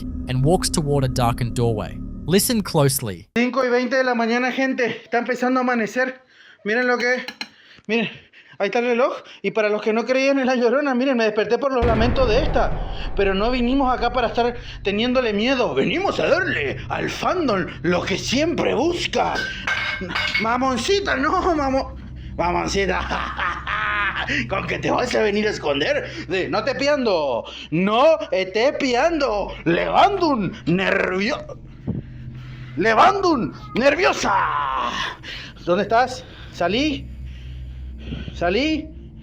De donde quieras que estés, maldita. ¿No te das cuenta que ya nos cansaste con los pelos parados? Siempre lo mismo. Acá está, se escuchó el ruido. Espectro. Baboso. There's a dark shape visible in the doorway, vaguely humanoid, standing still, appearing to shift or retreat as he moves toward it. His approach is anything but afraid though. He taunts it in Spanish, recites what sounds like a parody of a magic spell, dares it to come out, and calls it a slimy spectre while making lightsaber sounds with his mouth. The comedic framing is deliberate, and it undercuts the eeriness of that figure in the doorway almost immediately. But here's the thing, the shape is there, and it does move. Whether that's a person, a shadow, or something else is genuinely difficult to say given the low light and shaky footage. By the third recording, made at 4:31 a.m. during a rainstorm, he's carrying a small wicker Christmas tree ornament and once again pointing his camera down a hallway toward a partially open door. Watch. 4:31 de la mañana, gente. Está lloviendo, miren lo que es. Y les voy a mostrar la Llorona y quiero que ustedes saquen su captura de pantalla. Acá tengo el arbolito navideño del económico, nomás de este que te regalan en cualquier basurero. Miren lo que es. Miren lo que es. Y no tiene pies, Miren lo que es. Pero acá no vinimos a tenerle miedo, gente. Acá vinimos a darle al verdadero fandom lo que siempre busca.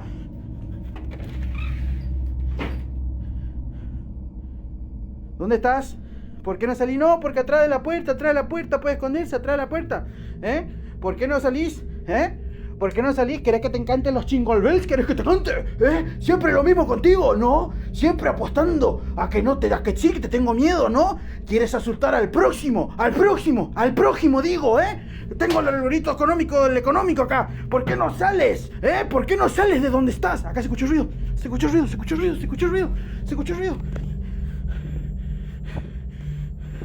¿Dónde estás? No te piando. The figure standing in that dark gap is tall, slender, and completely motionless, and he claims it has no feet, though the bottom of whatever it is stays out of frame. He rushes in anyway, lights come on, and he spends the rest of the clip searching a cluttered bedroom, yelling challenges, offering to sing jingle bells, demanding the entity show itself. No audio anomaly is captured. Nothing moves on its own. And yet, that initial image in the doorway, static, dark, upright, keeps nagging at you. The fourth clip was filmed at 2:21 a.m., the coldest and darkest of the bunch, and the tone shifts. Watch closely. 2:21 de la mañana, gente. Yo les voy a mostrar lo que es la Llorona. Está haciendo 2 grados bajo cero. Allá está el reloj, las 2:21 de la mañana. Miren lo que es. Miren. Saquen sus capturas de pantalla. Miren, no te piando. Los seguidores me pidieron que diga esta frase. Padre nuestro. Escuchen. ¿Dónde estás? Vení, salí acá. Tienen que tener cuidado, gente, que no le pique. Tienen que tener cuidado que no le vaya a picar, gente. Allá está, miren, atrás de la ventana, no te piando. ¿Por qué no venís acá? ¿Por qué no venís a pararte de mano, ¿Por qué no venís a pararte de mano? Te voy a hacer volver de donde viniste. Agarrá y andate, mal peinada. Right after he shouts a prayer, Padre Nuestro, a high-pitched wailing scream erupts from somewhere off camera. It's sharp and unmistakable, the kind of sound that would make the hair stand up on your neck. He immediately yells for anyone watching to listen, and his breathing goes ragged and panicked in a way that feels less theatrical than the earlier clips. That scream is the closest any of these recordings get to the La Llorona mythos directly. Her legend is built entirely around that sound, a woman's wail near dark spaces and doorways in the small hours of the morning. Skeptics argue it's a sound effect dropped in during editing, and the timing, perfectly synchronized with the prayer, is almost too convenient. But if you were standing in that house at 2 a.m., you might not stop to consider the editing timeline. The fifth and final recording, made at 4:33 a.m., takes the whole series in a direction that's harder to categorize. Watch. 4:33 de la mañana, gente, ya está empezando a amanecer. Miren lo que son los pollitos, cómo ya están cantando. Y a la gente que no cree en la Llorona, miren lo que es eso. Miren lo que es. Miren lo que es, cómo se está moviendo para todos lados, como que parece que tiene Parkinson ahí. Pero acá no vinimos a tenerle miedo, vinimos a darle al fondo, lo que siempre busca. A ver. Ah, con que escondiéndose, ¿eh? No. Acá te mando una nudu, por la duda. Y te mando otro regalo por si te querés venir a vivir acá. Siempre lo mismo con vos. Siempre lo mismo con vos. Te voy a traer un acondicionador. A ver si te pones un poco en el pelo, porque las veces que vengo acá tenés los pelos parados. ¡Ridícula! Te reprendo en el nombre de todos los santos que pueden haber en el mundo.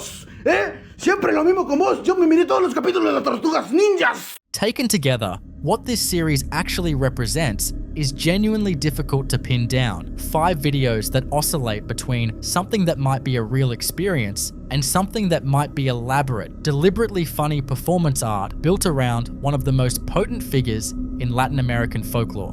Whether or not La Llorona has anything to do with any of it, you be the judge.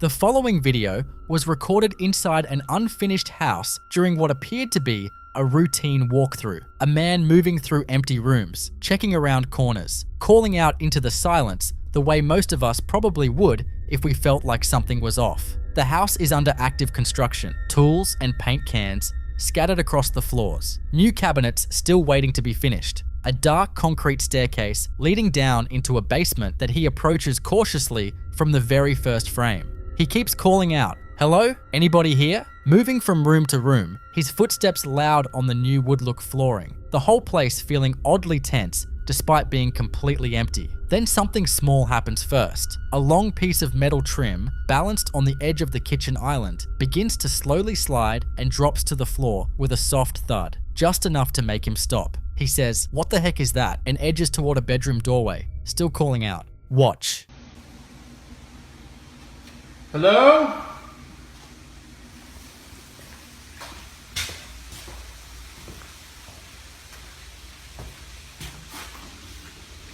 Hello?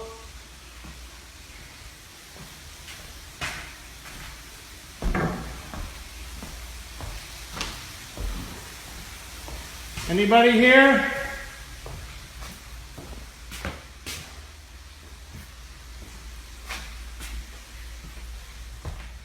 Hello?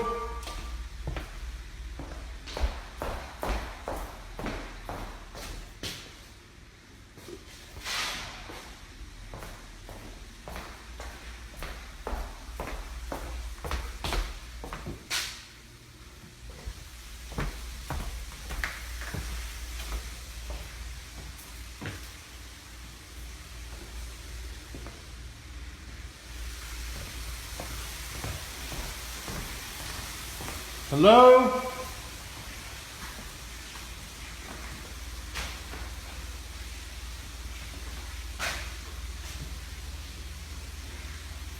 The heck is that? Hello?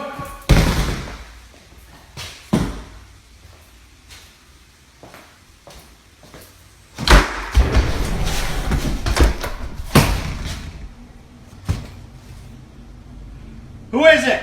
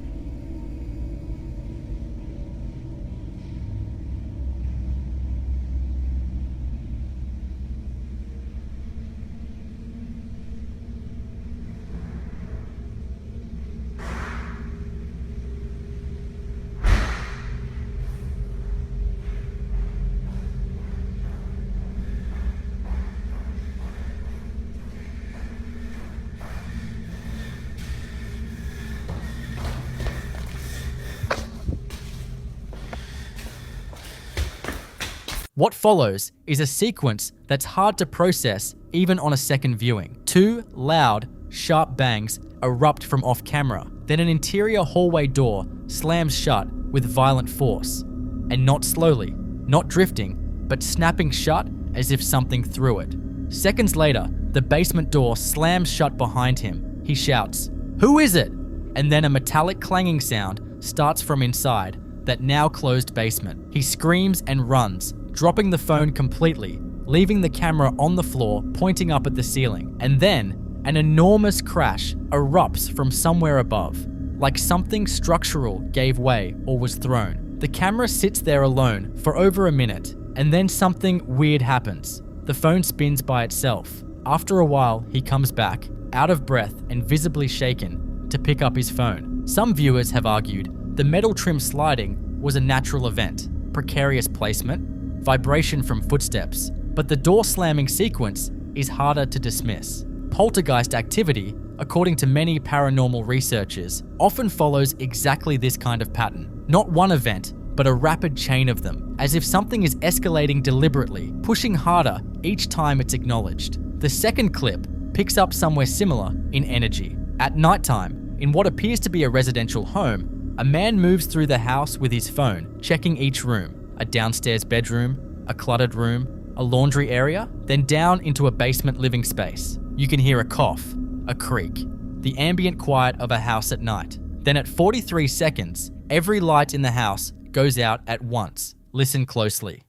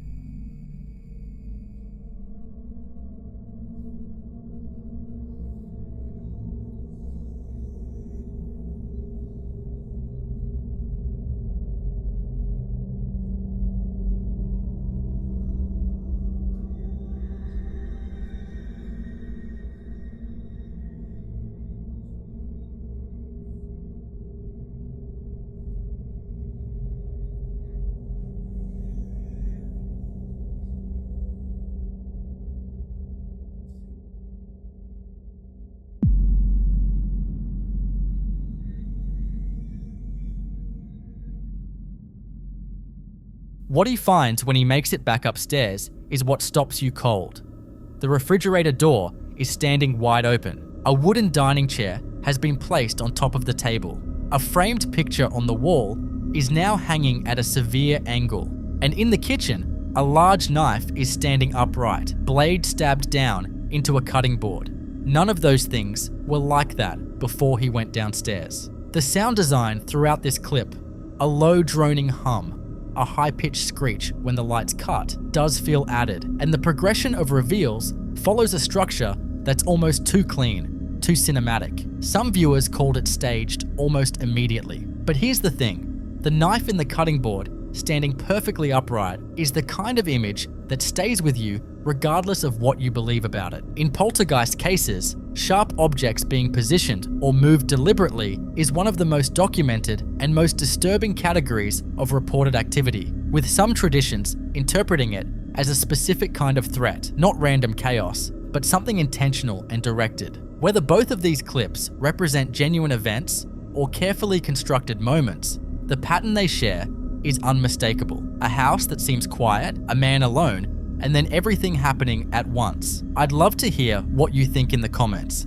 And if you're enjoying watching this video, like and subscribe. Because in both cases, whatever the explanation, neither man stuck around long enough to to find out what came next. In the following clip you're about to watch, it's 3 in the morning inside a family home, completely quiet, nothing unusual in the air, and then, just before everything breaks loose, a distorted electronic sound begins bleeding through the silence. Something like a voice caught between static and dead frequencies, faint enough to almost dismiss. And then this happens.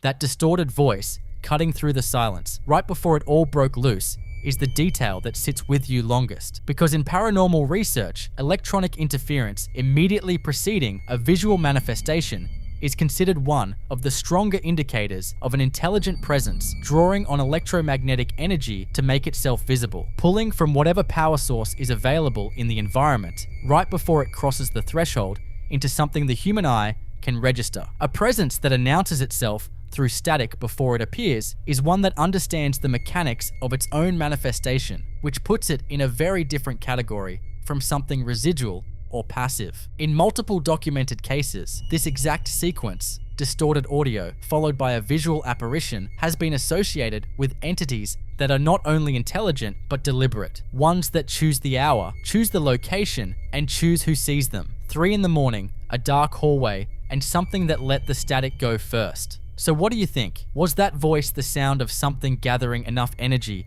to finally be seen, or a warning that nobody in that house was meant to hear?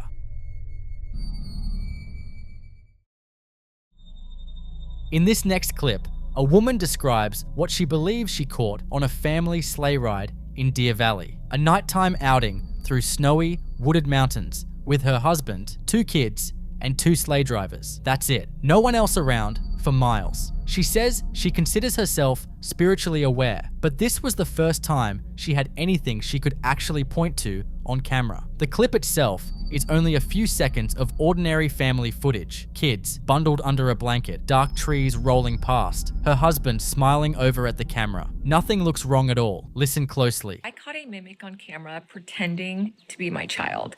And I know that sounds so crazy, but I'm about to play this video for you so that you can watch it yourself. And I consider myself pretty spiritually awake. I'm an intuitive, but this is the first time that I actually have physical evidence. And I've watched this video many times and I still have yet to come up with a rational or logical explanation as to what this voice is. In this video, my family and I are on a sleigh ride in Deer Valley, and we are in the middle of the mountains. There is no one around us. The only people on this sleigh are me, my husband, the 2 children that you see, and the 2 drivers, who are 2 grown men. Yet in the first 5 seconds of the video, you clearly hear a loud voice that says, "Hello, Daddy." This voice is clearly not my daughter's voice because you can see her mouth in the video, it doesn't move. And some may argue that this voice is my son's voice because his mouth is covered up. But if you watch the video, you can see that my son starts speaking towards the end and it's very muffled. It's in complete contrast to this loud, crisp, clear voice that you hear in the beginning. And additionally, this voice seems to have like a weird British Victorian accent. I don't even know what kind of accent it is. And my son does not speak like that. But yeah, just watch this video and let me know what you think. Hello, Daddy. A little warmer over there. It's beautiful. Thank you. No problem.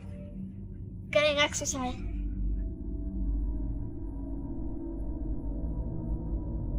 No, to my eye. Hello.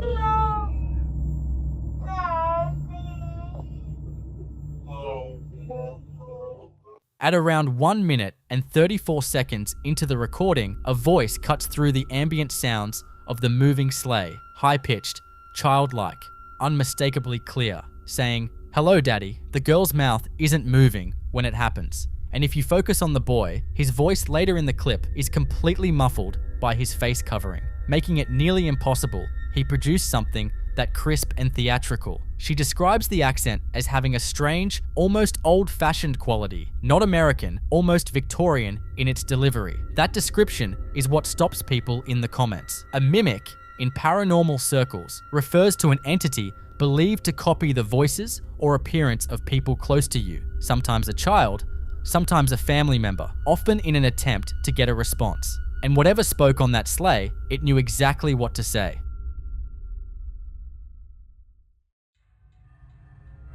In the following clip you're about to watch, a man has been documenting what he started calling the Shadow Man, an entity that has been making itself known in increasingly aggressive ways over a period of weeks. And by the time he started filming, the activity had already moved well past the point of easy dismissal. He'd been hearing scratching coming from the bathroom at night, set his phone on the floor to capture whatever was making it, and what showed up in the doorway is the kind of thing that reframes everything that came after. Watch.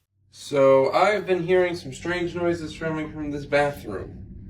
And so I'm going to set up this camera to record and see if we catch anything. I've never caught anything on camera before, so I'm hoping that this might be the first time, but kind of sounds like scratches.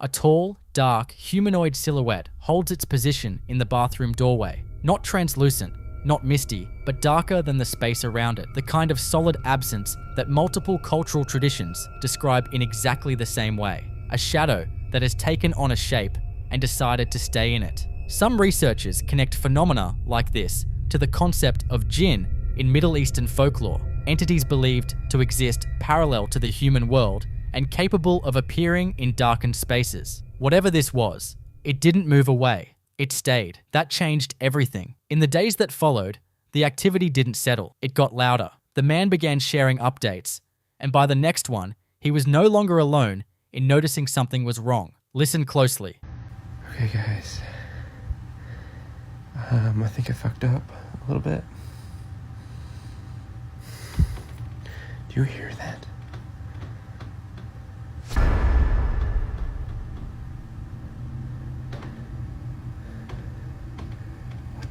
Is that? Charlie, cat's right here. She doesn't seem to be worried about it.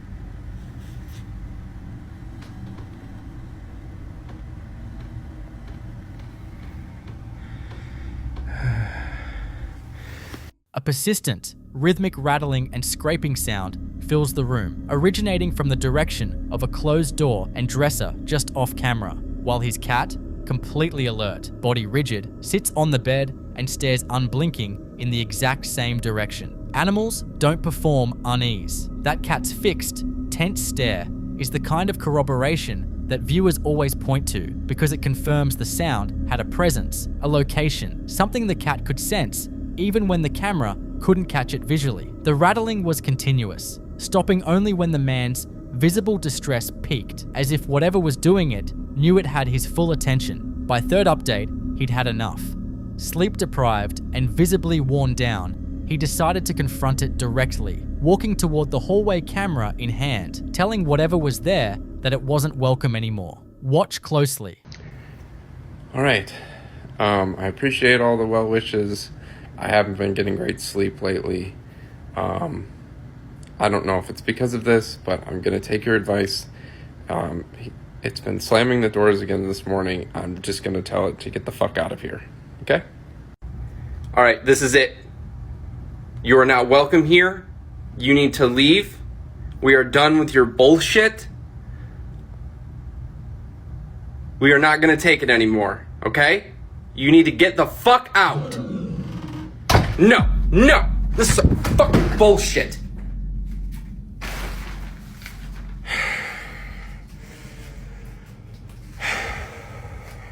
a human-shaped figure stands perfectly still in the lit doorway at the end of a dark hall, and then a low, guttural growl comes from its direction before the door slams shut with force, sending the man running toward it in alarm. A growl, not a creak, not a rattle, a growl. Skeptics will argue the audio was added in post, that the silhouette was a person standing just inside the bathroom, and the slam was timed for effect. But for viewers who'd been following this series from the beginning, this clip felt less like a scare and more like a response, the entity reacting to being told to leave. That distinction matters because it shifts the nature of what's being described here from a passive haunting to something that listens, something that communicates on its own terms. And then came update 12. By this point, a full week had passed without significant activity, and then, one night, he heard whispering coming from the bathroom. Multiple voices, he says, overlapping, like a conversation happening just out of reach. He approached slowly in the dark, phone recording. Watch. Okay, I don't know if you can hear this. I'm gonna try to be really quiet. I'm being really quiet.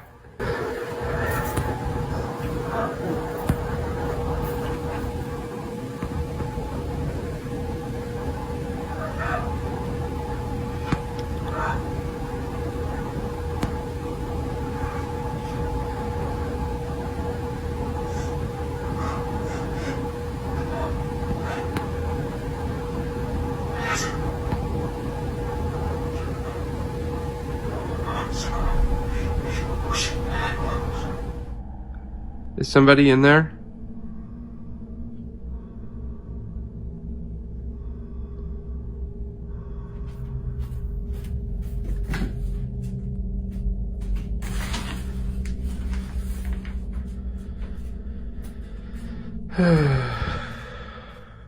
Indistinct, layered whispering can be heard coming from the completely dark and empty bathroom. And when he finally asks out loud whether someone is in there, the whispering stops instantly and is replaced by loud, raspy, heavy breathing that sounds uncomfortably close to the microphone. He rushes in, flicks the light, pulls the shower curtain aside, and the bathroom is empty, no one there. What makes this harder to explain isn't just the sounds themselves, it's the responsiveness. The whispers stopped the moment he asked the question. Something in that bathroom was aware of him, tracking him down the hallway, and chose to change from voices to breathing the instant it was directly addressed. If you've been watching this series from the beginning, the pattern is impossible to ignore. Each update escalates, each event becomes more direct, more communicative, more confrontational. Whatever this man is living with, it's not fading. The question that keeps coming back is a simple one. If you told it to leave and it growled back at you,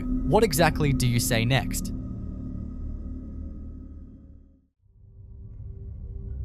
This next video was recorded inside what appears to be a private home at night by a man who's been dealing with escalating paranormal activity. Not the subtle, easy to dismiss kind, but the kind that responds when you talk back to it. He's walking through the house with a camera, moving from a second floor landing down toward the entryway, speaking out loud to whatever might be listening, telling it, calmly but firmly, that it can't touch him, that God's protection is with him. And up to that point, the house answers back with sharp cracking sounds, loud pops, a chandelier moving, the kind of noise that could maybe be explained away if it weren't so relentless. Then a door slams violently, and he moves into one of the rooms to investigate.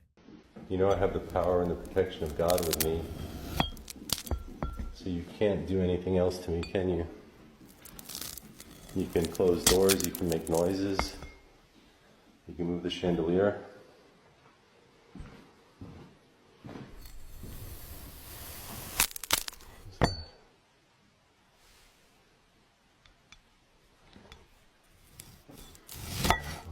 Room. So my camera usually shuts off.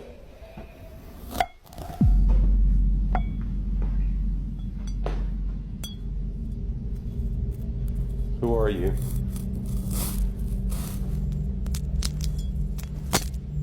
Who are you?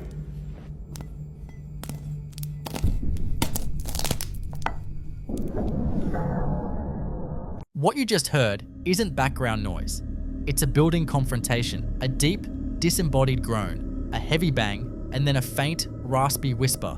that seems to directly answer when he asks, "Who are you?" Not with silence, but with the same question thrown right back at him. And then it erupts. Violent crashing, thuds, scraping, a chaotic wall of sound coming from somewhere just off camera with no visible source. Some people who've followed cases like this point to the escalation pattern as a key detail. The idea that whatever is in the house isn't passive, it's reactive.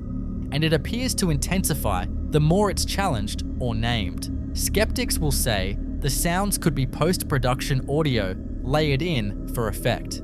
But what's harder to dismiss is the man's real-time reaction, the heavy breathing, the startled questions, the moment where his voice shifts from confident to genuinely rattled. Whatever was in that house didn't seem satisfied with just being heard. Now, in a second clip from this same location, the same man turns his camera down a hallway from an upper landing, and he says something that sets the whole thing up. Every time I turn off the light, there's like a shadow in there. He wants someone else to confirm it. Alright, tell me I'm on fucking crack. Every time I turn off the light, there's like a shadow there. Watch. See that? Fuck.